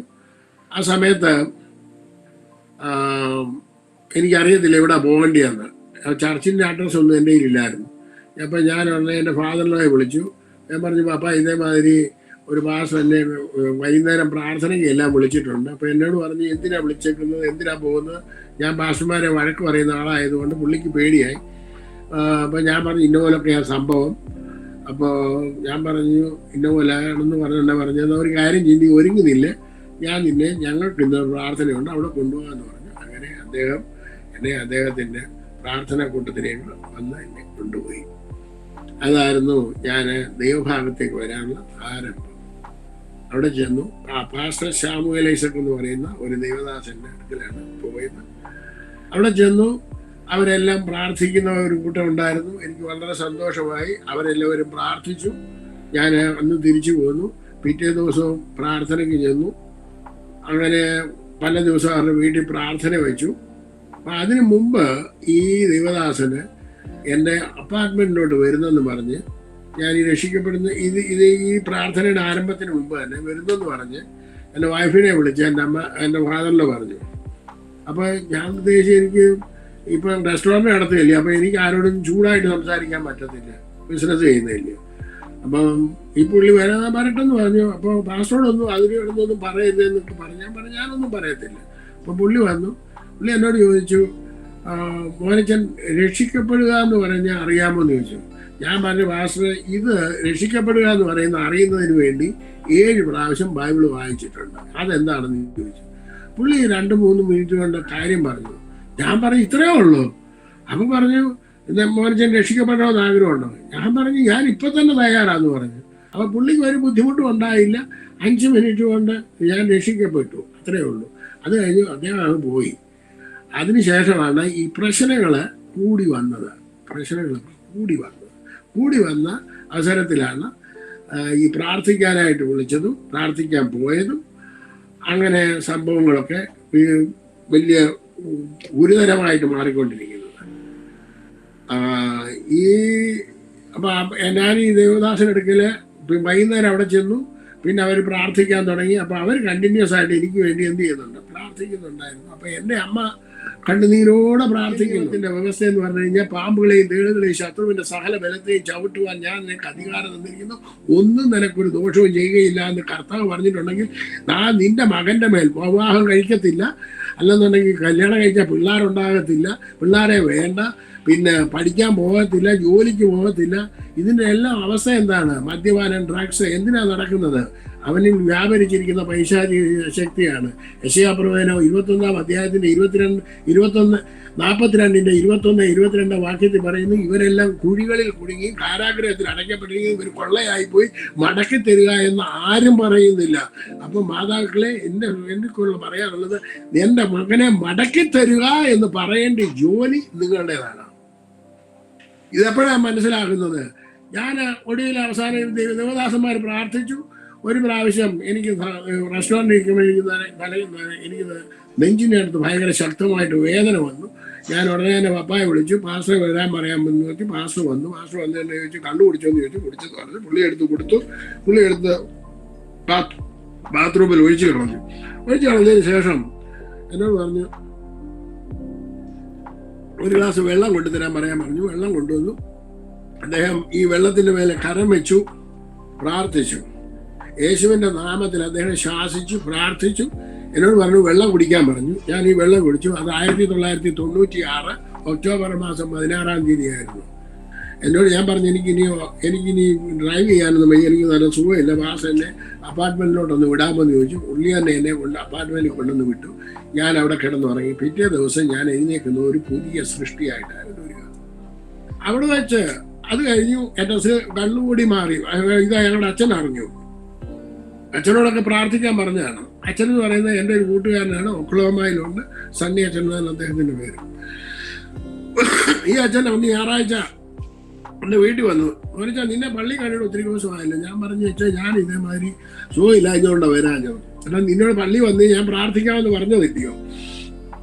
ഞാൻ പറഞ്ഞത് ഒത്തിരി ലേറ്റ് ആയിപ്പോൾ. അപ്പം നീ ബന്ധുക്കോസിൽ പോയടാന്ന് പറഞ്ഞു. പുള്ളി വലിയ ബഹളമൊക്കെ ചാടി ഉണ്ടാക്കി. ഞാൻ പോവാ, നീ ബന്ധുക്കോസിൽ പോയടാന്ന് പറഞ്ഞ് വലിയ ബഹളമൊക്കെ ഉണ്ടാക്കിയിട്ട് പോയും അവസരത്തിൽ എന്നോട് ഞാനൊരു എഴുത്തയക്കുന്നുണ്ടെന്ന് പറഞ്ഞു. അപ്പം ഇതാ ഒരു എഴുത്തയച്ചു. എഴുത്തിനോട് ഒരു ബുക്ക് ഉണ്ടായിരുന്നു, കൂറിയിലെ സിനിമയിൽ എഴുതിയൊരു പുസ്തകമാണ്. ശിശുസ്നാനം ശരിയോ എന്നുള്ളൊരു പുസ്തകം. ഇത് കണ്ടു, വായിച്ചു, ഒറ്റ ശ്വാസത്തിന് വീട്ടിലിരുന്ന് ഞാൻ വായിച്ചു. അതിനകത്ത് അണ്ടർലൈൻ ചെയ്തു, ശിശുസ്നാനത്തിനകത്ത് ശിശുക്കളെ സ്നാനം മുക്കിയതായി ബൈബിളിനകത്ത് രേഖപ്പെടുത്തിയിട്ടില്ല എന്നാണ് ആദ്യത്തെ സെന്റൻസ്. ഞാൻ അവിടെ മുതൽ വായിക്കാൻ തുടങ്ങിയുണ്ട്. എല്ലാം അനുമാനിക്കുന്നു എന്നുള്ളതാണ് എഴുതിയിരിക്കുന്നത്. ഉടനെ തന്നെ ഞാൻ ഭാഷ വിളിച്ചു. ഭാഷ ഇപ്പൊ തന്നെ ഇവിടെ എന്താന്ന് ചോദിച്ചു. ഭാഷ ഇവിടെ വന്നുണ്ടെന്ന് ചോദിച്ചു. ഞാൻ പറഞ്ഞത് സ്നാനം എന്ന് പറഞ്ഞു കഴിഞ്ഞാൽ എന്താണ്? ഞാൻ പറഞ്ഞു, ഇപ്പൊ എന്നോട് പറഞ്ഞു ഞാൻ സ്നാനപ്പെടാൻ പറഞ്ഞില്ലല്ലോ. ഞാൻ പറഞ്ഞു ഭാഷ എന്താ സ്നാനം എന്നുള്ളത് എന്നോട് പറഞ്ഞുതരാൻ പറഞ്ഞു. അപ്പോൾ ഭാഷ നിർബന്ധിതനായി സ്നാനത്തെക്കുറിച്ച് പഠിപ്പിച്ചു. അപ്പം ഞങ്ങൾ 4 പേരുണ്ട്. ഞാൻ ആ എഴുതിയ നോട്ട്സ് ഇപ്പോഴും എൻ്റെ കയ്യിലിരിപ്പുണ്ട്, ആ ബുക്കിനകത്ത് എഴുതുക. അപ്പോൾ ഞാൻ പറഞ്ഞു എനിക്ക് ഇപ്പം തന്നെ സ്നാനപ്പെടണമെന്ന് പറഞ്ഞു. ഉടനെ തന്നെ ഇത് കേട്ടുടനെ തന്നെ അന്നേരം പറഞ്ഞു ഇപ്പം സ്നാനപ്പെടുത്താൻ പറ്റത്തില്ല, എനിക്ക് 2 ആഴ്ചത്തെ അവധി തരണമെന്ന് പറഞ്ഞു. ഞാൻ ചോദിച്ചു എന്തിനാ 2 ആഴ്ചത്തെ അവധി? എനിക്കിപ്പോൾ സ്നാനപ്പെടണം. സ്നാനം ശരിയാണെന്ന് ബൈബിളിനകത്ത് കുറുന സിനിമയുടെ എഴുത്തിനകത്തിന് ഈ സ്നാനത്തെ പറ്റി ശിശുക്കളെ സ്നാനം മുക്കിയതായിട്ട് എഴുതിയിട്ടില്ല എന്ന് പറഞ്ഞു. അപ്പോൾ പറഞ്ഞു സ്നാനപ്പെടുത്താന്ന് പറഞ്ഞു. അങ്ങനെ 1996 നവംബർ മാസം 25 ഞാനും എൻ്റെ വൈഫും എൻ്റെ മകളും കൂടെ സ്നാനപ്പെട്ടു. ഞാൻ സ്നാനപ്പെടുന്നതിന് മുമ്പ്, ഞാൻ ഈ രക്ഷയുടെ അനുഭവത്തിൽ വരുന്നതിന് മുമ്പ് എൻ്റെ മകൻ, ഞാൻ റെസ്റ്റോറൻറ്റ് നടത്തിക്കൊണ്ടിരിക്കുന്ന അവസരത്തിൽ എൻ്റെ മകൻ അന്ന് 7 വയസ്സ്. അവന് ഞങ്ങൾക്ക് ചർച്ചിൽ പോകാനായിട്ട് എനിക്ക് അവസരമില്ലായിരുന്നു. കാരണം ഞാൻ യാക്കോബ് പള്ളിയിൽ എല്ലാ ഞായറാഴ്ചയും പോകും. അവസരത്തിൽ എൻ്റെ മകന് അപ്പച്ചൻ്റെ പപ്പായുടെയും മമ്മിയുടെയും കൂടെ പോയി. അവിടെ വെച്ച് അവന് ദൈവം പരിശുദ്ധാത്മാവിൽ നിറച്ചു. ഒരമ്മച്ചിയുടെ സ്നാനം അവിടെ വെച്ചുണ്ടായിരുന്നു. ആ സ്നാനത്തിൽ CSIയിലെ ഒരു അമ്മച്ചിയാണ്. അമ്മച്ചി മരിച്ചുപോയി. അന്നത്തെ ആരാധനയിൽ അവന് പരിശുദ്ധാത്മാവിൽ നിറഞ്ഞു. എനിക്ക് അവനോട് പാസ്റ്റർ ചോദിച്ച് എന്ത് പറ്റുന്നു, അന്ന് അവർ വീഡിയോ പിടിക്കുന്നുണ്ടായിരുന്നു. അതുകൊണ്ട് ആ വീഡിയോ ഞാൻ പിന്നീട് കാണാനിടയായി. സ്നാന ശുശ്രൂഷ ഉണ്ടായിരുന്നതുകൊണ്ട്. അപ്പോൾ അവൻ അന്നേരം അവരോട് പറയുന്നുണ്ട് എനിക്ക് കർത്താവിന്റെ രക്ഷിതാവായി സ്വീകരിക്കണമെന്ന് അവനോട് സുവിശേഷം പറയാതെ അവൻ അങ്ങോട്ട് പറഞ്ഞു. അന്നേരം ഈ പാസ്റ്ററായിരുന്നു ഇവനെ രക്ഷയിലേക്ക് നടത്തിയത്. ആ പാസ്റ്ററിന്റെ ഫാദർ-ഇൻ-ലോ. അപ്പൊ അങ്ങനെ അവൻ രക്ഷയിലേക്ക് വന്നതിന് ശേഷമാണ് ഈ കൂടുതലായി പ്രശ്നങ്ങൾ എൻ്റെ ജീവിതത്തിലേക്ക് വന്നത്. അവനെ പിറ്റേ ദിവസം മുതൽ പിറ്റേ ആഴ്ച മുതൽ യാക്കോബ് പള്ളി വിടത്തില്ല. അപ്പോൾ അവനെ അടിച്ചുകൊണ്ട് പോയി. ആ അടിച്ചുകൊണ്ട് പോയത് ലാസ്റ്റ് പോക്കായിരുന്നു. അതിനുശേഷം ഞങ്ങൾ യാക്കോബ് പള്ളി പോയിട്ടില്ല. അങ്ങനെ ഇങ്ങനെ ഞങ്ങൾ സ്നാനപ്പെട്ട് കഴിഞ്ഞതിന് ശേഷം പിന്നെ ഞാൻ എൻ്റെ റെസ്റ്റോറൻറ്റും അടച്ചു, എൻ്റെ ബിസിനസ്സും നിർത്തി, ഞാൻ എല്ലാ കാര്യങ്ങളും ക്ലോസ് ചെയ്തതിന് ശേഷം അപ്പോൾ എന്നോട് പാസ്റ്റർ പറഞ്ഞു നീ ഇങ്ങനെ ജീവിച്ചാൽ എങ്ങനെയാണ്, വരുമാനം വേണ്ടേ? ഞാൻ പറഞ്ഞു ഞാൻ 1 വർഷത്തേക്ക് ജോലിക്ക് പോകുന്നില്ല, 1 വർഷം കഴിയുന്നുണ്ട് എനിക്ക് ജോലി കിട്ടും. അന്നേരം അതെന്ത് ജോലി? ഞാൻ പറഞ്ഞു മൺഡേ ത്രൂ ഫ്രൈഡേ എനിക്ക് രാവിലെ മോർണിംഗ് ഷിഫ്റ്റുള്ള ജോലിയാണ് വേണ്ടിയത്. അത് മാത്രമല്ല സാറ്റർഡേ സൺഡേ എനിക്ക് പ്രാർത്ഥനയ്ക്ക് പോകണം. ഞാൻ അങ്ങനെ ഉപവാസം പ്രാർത്ഥനയുമായിട്ട് നടക്കാനിടയായി തീർന്നു. അങ്ങനെ ഇരിക്കുന്ന അവസരത്തിൽ എൻ്റെ ഒരു കൂട്ടുകാരൻ്റെ വൈഫ് അപ്പാർട്ട്മെൻറ്റിലോട്ട് വന്ന് ഞാൻ ട്രാഷ് ഇടാൻ ചെന്നുണ്ട്. അപ്പോൾ അവൾ ചോദിച്ചു അച്ഛൻ ഇവിടെ വന്നത്. ഞാൻ ചോദിച്ചു നീ എന്തിനാ ഇവിടെ വന്നത്? പറഞ്ഞു എൻ്റെ അവളുടെ ഹസ്ബൻഡ് അവളെ ഉപേക്ഷിച്ചെന്ന് പറഞ്ഞു. അപ്പം ഞങ്ങൾ തമ്മിൽ ഫ്രണ്ട്സാണ്. അപ്പോൾ ഞാൻ പറഞ്ഞു അവനെ ഞാൻ വിളിക്കാം എന്ന് പാസ്റ്ററെ വിളിച്ചിട്ട് നിങ്ങൾക്ക് വേണ്ടി പ്രാർത്ഥിക്കാമെന്ന് പറഞ്ഞു. അപ്പോൾ പുള്ളി വന്നു, പാസ്റ്റർ വന്ന് അവരോട് സുവിശേഷം പറഞ്ഞു. അതിന് ഞാൻ രക്ഷിക്കപ്പെട്ട് കഴിഞ്ഞതിന് ശേഷം ഏതാണ്ട് 1 മാസം 2 മാസം 3 മാസമായിട്ടുള്ളൂ. അപ്പം ഞാൻ ഉപവാസത്തിലൊക്കെ ഇരിക്കുന്ന അവസരമാണ്. അപ്പോൾ ഈ പുള്ളിക്കാരത്തി സ്നാനപ്പെടാനും രക്ഷിക്കപ്പെടാനും സ്നാനപ്പെടാനും തീരുമാനമെടുത്തു, വിവാഹം കഴിക്കാൻ തീരുമാനമെടുത്തു. അങ്ങനെ തന്നെ എന്നോട് പറഞ്ഞു ഞങ്ങളുടെ പള്ളിയിൽ അച്ഛൻ വരുന്നുണ്ട്, അച്ഛനോട് ഞാൻ എന്തോ പറയണം, അച്ഛൻ എന്താ പറയേണ്ടതെന്ന്. ഞാൻ പറഞ്ഞു ഇന്നലെ എൻ്റെ ഹൃദയത്തിൽ കൂടെ തന്നതാണ് ദൈവാത്മാവ്, അത് ഞാനിപ്പോൾ പഠിപ്പിച്ചുകൊണ്ടിരിക്കുന്ന ഒരു വിഷയമാണ്. നീ ഒരു കാര്യം ചെയ്യും, ഈ അച്ഛനോട് പറയണം ഈ ലോകത്തിൻ്റെ കോടതി ഞങ്ങളെ വേർപിരിക്കാനായിട്ട് തീരുമാനിച്ചു. അങ്ങനെ ജഡ്ജ്മെന്റ് വന്നു. ഞാൻ എൻ്റെ കേസ് സുപ്രീം കോടതിയിൽ കൊടുത്തു. സുപ്രീം കോടതിയുടെ വിധി വന്നു. ആ വിധി ഞങ്ങൾ രക്ഷിക്കപ്പെടണമെന്നും സ്നാനപ്പെടണമെന്നും ഞങ്ങൾ 2ാമത് വിവാഹം കഴിക്കണമെന്നുമാണെന്നുള്ള വിധി വന്നു. അച്ഛൻ അതിനകത്ത് എന്തെങ്കിലും എതിര് പറയാനുണ്ടോ എന്ന് ചോദിച്ചു. അച്ഛൻ ഇത് കേട്ട പാടി കേൾക്കാതെ പാടി എൻ്റെ മോളെ സുപ്രീം കോടതി പറഞ്ഞ പോലെ നീ അങ്ങ് ചെയ്തു, ഞാൻ എൻ്റെ പാട്ടിന് പോകാന്ന് പറഞ്ഞ അച്ഛൻ ഒരു വാക്ക് പ്രാർത്ഥിച്ചു. അച്ഛൻ 5 മിനിറ്റോ 10 മിനിറ്റോ കൂടി ഇരുന്നില്ല, അത് കഴിഞ്ഞ് ഇരിക്കാൻ അച്ഛന് പറ്റിയില്ല സുപ്രീം കോടതിയിലൊക്കെ ഒരു കാര്യം പറഞ്ഞപ്പോഴേ. അപ്പോൾ അച്ഛന് മനസ്സിലായ സുപ്രീം കോടതി എന്ന് പറഞ്ഞത് ഈ കർത്താവിൻ്റെ സന്നിധാനത്തിലാണ്. അങ്ങനെയാണ് ഞാൻ കോടതിയിലെ പ്രാർത്ഥന ഒക്കെ ഞാൻ പഠിപ്പിക്കുന്ന ഒരു വിഷയമാണ്. അതൊന്നും പോകാൻ സമയമില്ല. എനിവേ, അങ്ങനെ രക്ഷിക്കപ്പെട്ട് വന്നു കഴിഞ്ഞാൽ ഞാൻ പെന്തക്കോസ്ത് ചർച്ചിൽ ചെന്നു കഴിഞ്ഞാൽ ഇവർ വലിയ പ്രാർത്ഥിക്കുന്നത് മുമ്പേ അവന്റെ രാജ്യവും നീതി അന്വേഷിക്കുകയും അതോടുകൂടി ഇത് സകലതും നിങ്ങൾക്ക് കിട്ടുമല്ലോ. അപ്പൊ ഞാൻ ചോദിച്ചു, കർത്താവേ, ഈ രാജ്യം എവിടെയാ? ഇതെന്റെ 4ാമത്തെ രാജ്യം. ഈ രാജ്യം എനിക്ക് എവിടെയാണെന്ന് എനിക്കറിയത്തില്ല. ഈ രാജ്യം അന്വേഷിച്ചാൽ എനിക്ക് സകലത് കിട്ടുമെന്നുണ്ടെങ്കിൽ ഞാൻ ആ രാജ്യം അന്വേഷിക്കേണ്ടത്. ഇന്നും പറയുന്നത് സുവിശേഷ കോളത്തിലെ പെന്തക്കോസ്തിലെ ഏറ്റവും വലിയ വിഷയം എന്തിനെ കുറിച്ചാണ് സുവിശേഷം പറയുന്നത്? മുമ്പ് പറഞ്ഞാൽ ഞാൻ ജോലി കിട്ടുന്നത്. അപ്പൊ എനിക്കൊരു ജോലി ലഭിച്ചു. അതൊരു ഹിയറിംഗ് എയ്ഡ് ഉണ്ടാക്കുന്ന കമ്പനിയിലായിരുന്നു. ആ കമ്പനി ഇന്ന് ഇന്ത്യയിലുണ്ട്. അതിന്റെ പേരാണ് സ്റ്റാർക്കി ഇന്റർനാഷണൽ എന്ന് പറഞ്ഞ ഹിയറിംഗ് എയ്ഡ് കമ്പനി. നിങ്ങളെല്ലാം കേട്ട് കാണുമായിരിക്കും. കേട്ടിട്ടില്ലെന്നുണ്ടെങ്കിൽ ആ സ്റ്റാർക്കി എന്ന് പറയുന്നത് ഇന്ത്യയിലുമുണ്ട്. ആ ഇന്ത്യയിലേക്കെല്ലാം വന്ന സമയത്തായിരുന്നു ഞങ്ങളുടെ കമ്പനി ക്ലോസ് ഡൗൺ ആയി. 2007 ക്ലോസ് ചെയ്യുന്നത്.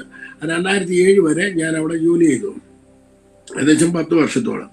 അപ്പോൾ അങ്ങനെ ജോലി ചെയ്തുകൊണ്ടിരിക്കുന്ന അവസരത്തിൽ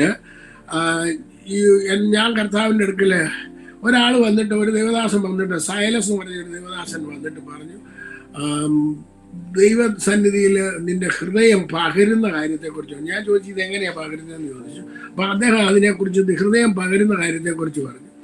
അപ്പം ഞാൻ കർത്താവിൻ്റെ സന്നിധിയിൽ ഇങ്ങനെ പ്രാർത്ഥിച്ചുകൊണ്ടിരിക്കുന്ന, ഇങ്ങനെ ഉപവസിച്ച് പ്രാർത്ഥനയോടെ ആയിരിക്കുന്ന അവസരത്തിലാണ് ഞാനൊരു യൗവനക്കാരനുമായിട്ടൊരു ചെറിയ വിഷയമുണ്ടായി.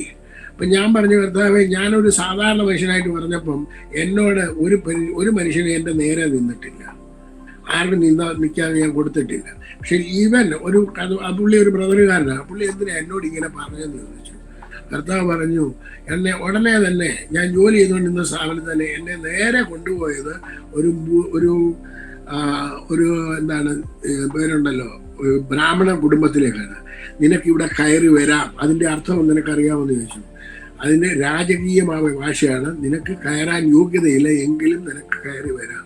അവിടെ ഇരുന്നാലും എന്ന് പറഞ്ഞു കഴിഞ്ഞാൽ ഇരിക്കാം, പക്ഷേ നിനക്ക് യോഗ്യതയില്ല എന്നാലും ഇരിക്കാം. 2 മീനിങ് ആണുള്ളത്. അത് രാജകീയമായ ഭാഷയാണ്. ഇന്ന് മുതൽ നീ രാജകീയമായിട്ടുള്ള കാര്യം സംസാരിക്കണം, രാജ്യത്തെക്കുറിച്ച് സംസാരിക്കണം. എന്നെ കർത്താവ് രാജ്യത്തെക്കുറിച്ച് പഠിപ്പിച്ചു.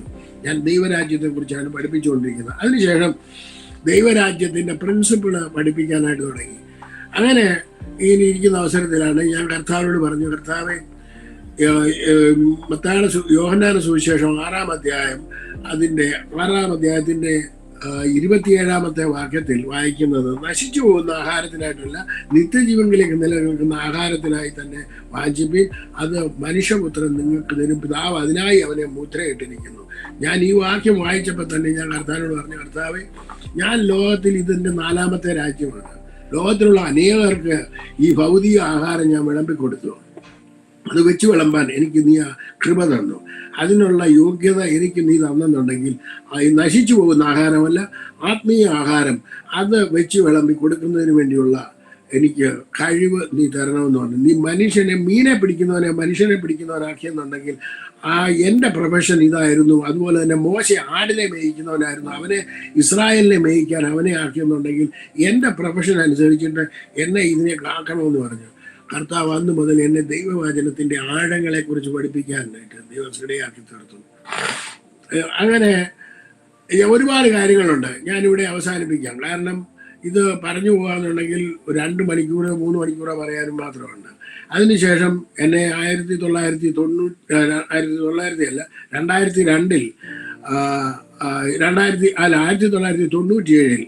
എൻ്റെ ഇളയ അനിയന് സുഖമില്ലാതിരുന്നപ്പോൾ അവിടെ പറഞ്ഞു വിട്ടു. ഞാൻ നാട്ടിൽ പോയി അവന് വേണ്ടി ഉപവസിക്കാൻ തുടങ്ങിയ ഉടനെ എൻ്റെ നാട്ടുകാരെല്ലാം കൂടെ വീട്ടിൽ കയറി വന്നു. എൻ്റെ ഫാദർ നാട്ടിൽ അച്ഛന്മാരെല്ലാം വിളിച്ചുകൊണ്ട് വന്നു. ഞാൻ രാവിലെ കുളിച്ച് ഇറങ്ങി വന്ന സമയത്ത് വീട് നിറച്ച അച്ഛന്മാരും നാട്ടുകാരും എല്ലാം കൂടെ കയറി വന്നിരിക്കുകയാണ്. എന്നെ അവിടുന്ന് തള്ളി ഇറക്കി എന്നെ പറഞ്ഞു വിട്ടു. അങ്ങനെ ഞാൻ എൻ്റെ ജ്യേഷ്ഠത്തിയുടെ വീട്ടിൽ വന്ന്, അല്ല തന്നെ എൻ്റെ ജ്യേഷ്ഠൻ്റെ വീട്ടിൽ ഇരുന്ന് അന്ന് 7 ദിവസത്തെ ഉപവാസ പ്രാർത്ഥനയിൽ ബിനോയ് എന്ന് പറഞ്ഞ ഒരു ചെറുപ്പക്കാരന് ബൈബിൾ കോളേജിൽ നിന്ന് ഇറങ്ങി വന്നത്, അടൂരിൽ നിന്ന്, തിയോളജിക്കൽ സെമിനാരിയിൽ നിന്ന്. അദ്ദേഹം വീട്ടിൽ വന്ന് കിടന്നു. എൻ്റെ ഫാദർ അവനെ രാത്രിയിൽ അടിക്കാനായിട്ട് തുടങ്ങി. ഇവിടെ എന്തിനാണോ വന്നതെന്ന് പറഞ്ഞു. അപ്പോൾ അന്നേരം ഞങ്ങളെല്ലാം എഴുന്നേറ്റ് അച്ചായനോട് സുവിശേഷം പറയാനാണെങ്കിൽ പിറ്റേ ആഴ്ച ഞാൻ ബന്ധക്കോസ് ചർച്ചിലോട്ട് പോകാൻ തുടങ്ങി. അമ്മ പറഞ്ഞ് ഞാനും നിൻ്റെ കൂടെ ഹോളിലോട്ട് വരിക എന്ന് പറഞ്ഞു. അപ്പോൾ അച്ചായൻ പറഞ്ഞു, തങ്കമ്മേ പറ്റത്തില്ല, നമുക്ക് യാക്കോബ് പള്ളി തന്നെ പോകണം. അപ്പോൾ പറഞ്ഞു, അച്ചായനൊരു കാര്യം ചെയ്യും, യാക്കോബ് പള്ളി പോകുമ്പോൾ ഞാൻ മോനച്ചൻ്റെ കൂടെ ബന്ധക്കോസ് പള്ളിയിലോട്ട് പോവുക. അപ്പോൾ ഞാൻ സ്നാനപ്പെടുന്നതിന് 5 വർഷം മുമ്പ് എൻ്റെ അമ്മ സ്നാനപ്പെട്ടതായിരുന്നു. അപ്പം ഞാനായിരുന്നു ഏറ്റവും വലിയ ശത്രുവായിട്ട് അമ്മയുടെ നിന്നിരുന്നത്. അങ്ങനെ ഞാൻ അവിടെ ചെന്ന് പോകാൻ തുടങ്ങിയുണ്ട്. അച്ചായൻ ഇങ്ങോട്ട് തിരിഞ്ഞു നടന്നിട്ട് പറഞ്ഞു, എന്നാൽ തകമ്മ നീ അവിടെ അത് പോകുന്നുണ്ടെങ്കിൽ ഞാനും അങ്ങോട്ട് വരിക എന്ന് പറഞ്ഞ് അച്ചായനും എൻ്റെ കൂടെ വന്നു. അങ്ങനെ അച്ചായനും രക്ഷിക്കപ്പെട്ടു, സ്നാനപ്പെടാൻ ഇടയായി തീർന്നു. എന്നാൽ 2005 ഞാൻ സുവിശേഷ വേലയ്ക്ക് വേണ്ടി ഞാൻ ഡൽഹിയിലാണ് ആദ്യം പോയത്. ഭയങ്കര അത്ഭുതങ്ങൾ നടന്നു. അത് കഴിഞ്ഞ് നാഗാലാൻഡ്, ബാംഗ്ലൂർ, ഹൈദരാബാദ്, പിന്നെ കേരളം, ഇവിടെ എല്ലാം ഒരുപാട് പേര്, അങ്ങനെ 5-6 പേരെ സ്നാനപ്പെടുത്താനും ആ സമയത്ത് സാധിച്ചു. ഞാൻ ദൈവരാജ്യം പഠിപ്പിക്കുന്ന കേട്ടിട്ടുണ്ട്. ഒരു ദൈവദാസൻ കറുകച്ചാലിലുള്ള തോമസ് വാസ് എന്ന് പറഞ്ഞ ഒരാൾ നിങ്ങൾ പറഞ്ഞു, പാസ്റ്ററെ കർത്താവിൻ്റെ ദാസനെ എൻ്റെ ചർച്ചയിൽ വന്നിട്ട് ഈ ദൈവരാജ്യത്തെക്കുറിച്ച് 10 ദിവസത്തെ ക്ലാസ് എടുക്കണം, അത് കഴിഞ്ഞതിന് ശേഷം 3 ദിവസം ക്രൂസൈഡ് വേണമെന്ന് പറഞ്ഞു. അങ്ങനെ ബ്ലസ് കറുകച്ചാൽ എന്ന് പറഞ്ഞ ഒരു ക്രൂസൈഡ് അവിടെ വെച്ച് ദൈവത്തിൻ്റെ അത്ഭുതത്തെക്കുറിച്ചും എങ്ങനെയാണ് അത്ഭുതങ്ങളെ നമ്മൾ പുറത്തു കൊണ്ടുവരേണ്ടത്, ഇതാണ് ഞാൻ പഠിപ്പിച്ചുകൊണ്ടിരിക്കുന്നത്. അങ്ങനെ ദൈവം എൻ്റെ ജീവിതത്തിൽ ചെയ്തതും പഠിപ്പിച്ചതുമായിട്ടുള്ള ഒരുപാട് അത്ഭുതങ്ങളെക്കുറിച്ച് ഇനി പറയാനുണ്ട്. സമയമില്ലാത്തത് കൊണ്ട് ഞാനിവിടെ അവസാനിപ്പിക്കുകയാണ്. ദൈവം എന്നെ കേൾക്കുന്ന ദൈവമക്കളെ, പ്രത്യേകിച്ച് ദൈവമക്കളോട് എനിക്കൊരു കാര്യം പറയാനുള്ളത്. ഒരു വാക്യം കർത്താവിൻ്റെ ദാസി ഒന്ന് വായിച്ചാണ്. ലൂക്കോസിന്റെ സുവിശേഷം 10-ാം അധ്യായം 16-ാമത്തെ വാക്യം. വളരെ ഇമ്പോർട്ടൻ്റ് ആയിട്ടുള്ള ഒരു വാക്യമാണ്. അതിനകത്ത് പറയുന്നത്, ശ്രദ്ധിക്കുക, നിങ്ങൾ എന്നെ കേൾക്കുന്ന എല്ലാ ദൈവമക്കളും ശ്രദ്ധിക്കുക. ഒറ്റ വാക്ക്, നിങ്ങൾ രോഗികളായിട്ടിരിക്കുന്നവര്, അല്ലെന്നുണ്ടെങ്കിൽ പ്രശ്നത്തിൽ കൂടെ കടന്നു പോകുന്നവര് വായിച്ചു. ലൂക്കോസ് 10:16. നിങ്ങളുടെ വാക്ക് കേൾക്കുന്നവൻ എന്റെ വാക്ക് കേൾക്കുന്നില്ല, മ്യൂട്ടില്ല.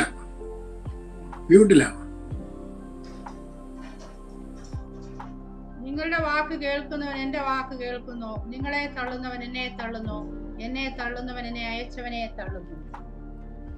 ഓക്കെ, കർത്താവിടെ പറയുന്നത് നിങ്ങളുടെ വാക്ക്, കർത്താവിന്റെ ദാസിയെ ഏൽപ്പിച്ചിരിക്കുന്ന ശുശ്രൂഷ ഉന്നതമായിട്ട് ശുശ്രൂഷിക്കണമെന്ന് ആഗ്രഹം ഉണ്ടെന്നുണ്ടെങ്കിൽ കർത്താവിന്റെ ദാസിയുടെ വായിൽ നിന്ന് വരുന്ന ഒരു വാക്ക് സർവശക്തനായ ദൈവത്തിന്റെ വാക്കായിട്ട് മാറുന്നു എന്നാണ് യേശു പറഞ്ഞിരിക്കുന്നത്. Praise the lord. വിശ്വസിക്കുന്നുവോ? യേശു പറഞ്ഞ വാക്ക, ഞാനല്ല. അപ്പോൾ ഇത് ഞാൻ പഠിപ്പിച്ചുകൊണ്ടിരിക്കുകയാണ് അനേകരോട്. അധികാരത്തെ, ശക്തിയും അധികാരവും, how to operate the kingdom of God. നമ്മൾ ഈ ദൈവരാജ്യം ഇന്ന് ഭൂമിയിൽ ഉപയോഗിക്കുന്നില്ല എന്നുണ്ടെങ്കിൽ കർത്താവിനോടുകൂടി 1000 ആണ്ട് വാഴ്ചയിൽ കർത്താവിനോടുകൂടി വാഴുവാൻ പറ്റത്തില്ല. അതുകൊണ്ടാണ് പറഞ്ഞിരിക്കുന്നത്, രാജ്യത്തിന്റെ പുത്രന്മാരെ ഏറ്റവും ഈ വീട്ടിലേക്ക് തള്ളിക്കളയും. ആരെയാണ്? വെറുതെ നാട്ടുകാരെ അല്ല, രാജ്യത്തിന്റെ പുത്രന്മാരെ. എന്തുകൊണ്ടാ? ഇപ്പം ആരും കർത്താവിനെ അനുസരിക്കുകയല്ല. യോഹന്നാൻ 3:36 വായിക്കുന്ന ഏറ്റവും ഒടുവിലത്തെ വാക്യമാണ്, പുത്രനെ വിശ്വസിക്കുന്നവന് നിത്യജീവനുണ്ട്. പുത്രനെ അനുസരിക്കാത്തവന്റെ മേലോ ദൈവക്രോധം അവന്റെ മേൽ വസിക്കുന്നുള്ളൂ, അവന് നിത്യജീവൻ അവകാശമാക്കത്തില്ല. അനുസരിക്കാത്തവൻ. അപ്പൊ കർത്താവ് പറഞ്ഞത് നമ്മൾ അനുസരിക്കാൻ ബാധ്യസ്ഥരാണ്. എന്നെ കേൾക്കുന്ന ദൈവമക്കളെ, ദൈവദാസന്മാര് സകലരും യേശുവിനെ അനുസരിക്കുക. എല്ലാവരും പറയുന്നത് രക്ഷിക്കപ്പെടുക, സ്നാനപ്പെടുക, അത് മാത്രമല്ല. അതല്ല, അത് അതിൻ്റെ ആരംഭമാണ്. യേശുവിനെ അനുസരിക്കാത്തവൻ ആരും ദൈവരാജ്യം അവകാശമാക്കത്തില്ല. അതുകൊണ്ട് നിങ്ങൾ കർത്താവിനോടുകൂടി 1000 ആണ്ട് വാഴ്ചയിൽ കർത്താവിനോടുകൂടി ഭൂമിയിൽ വാഴണമെന്ന് ആഗ്രഹിക്കുന്നത്. കർത്താവ് രണ്ടാമത് വരാൻ സമയം അടുത്തിരിക്കുകയാണ്. ദൈവരാജ്യം ഭൂമിയിലൊക്കെ ഘോഷിക്കപ്പെടും, അപ്പോൾ അവസാനമാകുമെന്ന് കർത്താവ് പറഞ്ഞു. ഇന്നും ബന്ധുക്കോസുകാരുടെ ഇടയിൽ ഈ ഒരു രാജ്യം ഘോഷിക്കപ്പെട്ടില്ല, പ്രത്യേകിച്ചും മലയാളികളുടെ ഇടയിൽ. മറ്റുള്ളവരുടെ ഇടയിലെല്ലാം ദൈവരാജ്യം ഘോഷിച്ചുകൊണ്ടിരിക്കുന്നത്. അതുകൊണ്ട് മാനസാന്തരപ്പെട്ട് ദൈവരാജ്യത്തിൽ വിശ്വസിക്കുക. ദൈവമായ കർത്താവ് നിങ്ങളെ എല്ലാവരെയും ധാരാളം അനുഗ്രഹിക്കുകയും സഹായിക്കുകയും ചെയ്യുമാറാകട്ടെ എന്ന് പറഞ്ഞുകൊണ്ട് എൻ്റെ സാക്ഷ്യത്തിൽ നിന്ന് വിരമിക്കുന്നു. ദൈവമായ കർത്താവ് നിങ്ങളെ എല്ലാവരെയും അനുഗ്രഹിക്കട്ടെ. ദേവദാസനെ നന്ദി. ദേവദാസൻ പ്രാർത്ഥിച്ചാൽ. പരിശുദ്ധ ദൈവമേ, സ്വർഗീയ പിതാവേ, നിന്നെ വാഴ്ത്തും. നീ ജോയിസ് ടിവി പ്രോഗ്രാമിന് വേണ്ടി പ്രാർത്ഥിക്കുന്നു. കർത്താവെ, നിന്റെ ദാസനെ കൊണ്ടും ചെയ്യിപ്പിക്കുന്ന എല്ലാ വേലയ്ക്കായി നന്ദിയോടെ സ്തോത്രം. അനേകർ കടന്നു വന്ന് കർത്താവെ നിന്റെ സാക്ഷ്യം പറയുവാനും നിന്റെ കുഞ്ഞുങ്ങളിലൂടെ അത്ഭുതങ്ങളും അടയാളങ്ങളും പുറപ്പെട്ടു വരുവാനും ഇടയായി തീരട്ടെ. ബോംബെ പട്ടണത്തിലെ കർത്താവെ നിന്റെ ദാസിയും ദാസനും പ്രവർത്തിക്കുന്ന മേഖലകളില് അത്ഭുതങ്ങളും അടയാളങ്ങളും, ഭൂതങ്ങൾ വിട്ടുപോകുവാൻ, രോഗികൾ സൗഖ്യമാകുവാൻ, അല്ലെങ്കിൽ മരിച്ചവർ ഉയർക്കുവാൻ, കർത്താവെ അത്ഭുതങ്ങളാലും അടയാളങ്ങളാലും വീരപ്രവർത്തികളാലും നിന്റെ കുഞ്ഞുങ്ങളെ നീ പ്രവർത്തിപ്പിക്കുവാൻ ഹാലേലൂയ പുതിയ അഭിഷേകത്താൽ നിറയപ്പെടട്ടെ എന്ന് പ്രാർത്ഥിക്കുന്നു. കർത്താവ് കൊടുത്തിരിക്കുന്ന ഈ ദീർഘവീക്ഷണത്തിനായി നന്ദിയോടെ സ്തോത്രം. ചെയ്യിപ്പിക്കുന്ന ഈ ശുശ്രൂഷയ്ക്കായി സ്തോത്രം. അനേകർ കടന്നു വന്ന് സാക്ഷ്യത്തിലൂടെ കർത്താവിന്റെ ചെയ്ത അത്ഭുതങ്ങളെ കുറിച്ച് കേൾക്കുവാൻ ഇടയായി തീരട്ടെ എന്ന് പ്രാർത്ഥിക്കുന്നു. അടിയന്റെ ജീവിതത്തിൽ ചെയ്ത മഹാ അത്ഭുതത്തിനായി നന്ദിയോടെ സ്തോത്രം. എന്റെ കുഞ്ഞുങ്ങളെ കർത്താവെ സ്തോത്രം. ഹാലേലൂയ വിവിധ സ്ഥലങ്ങളിൽ ഉപയോഗിക്കുന്നു. കർത്താവെ അടിയനെ നീ ഉപയോഗിച്ചുകൊണ്ടിരിക്കുന്നു. അതേപോലെ തന്നെ കർത്താവെ ഇവരുടെ കുടുംബത്തിലുള്ള ഇവരുടെ മക്കള്, കൊച്ചുമക്കളെ എല്ലാവരും ദൈവവേലയിൽ വളർന്നു വരുന്നവരായി കർത്താവിന്റെ നാമമഹത്വത്തിന് വേണ്ടി നീപ്പാൻ ഇടയാക്കി തീർക്കുന്ന കൃപയ്ക്കായി സ്തോത്രം. പ്രാർത്ഥന കേട്ടിരിക്കുക. സ്തോത്രം യേശു കർത്താവിന്റെ നാമത്തിൽ തന്നെ. ഞാൻ കർത്താവിന്റെ ദാസിക്ക് വേണ്ടി ഇതിനു വേണ്ടി ഒരു ആശീർവാദം ഇവിടെ പറയാമാണ്. യഹോവയായ ദൈവം നിങ്ങളെ എല്ലാവരെയും അനുഗ്രഹിച്ച് കാക്കുമാറാകട്ടെ. യഹോവയായ ദൈവം തിരുമുഖം നിങ്ങളുടെ മേൽ പ്രകാശിപ്പിച്ച് നിങ്ങളോട് കൃപയുള്ളവനായിരിക്കട്ടെ. യഹോവയായ ദൈവം തിരുമുഖം നിങ്ങളുടെ മേൽ ഉയർത്തി നിങ്ങൾക്ക് എല്ലാവർക്കും സമാധാനം നൽകുമാറാകട്ടെ.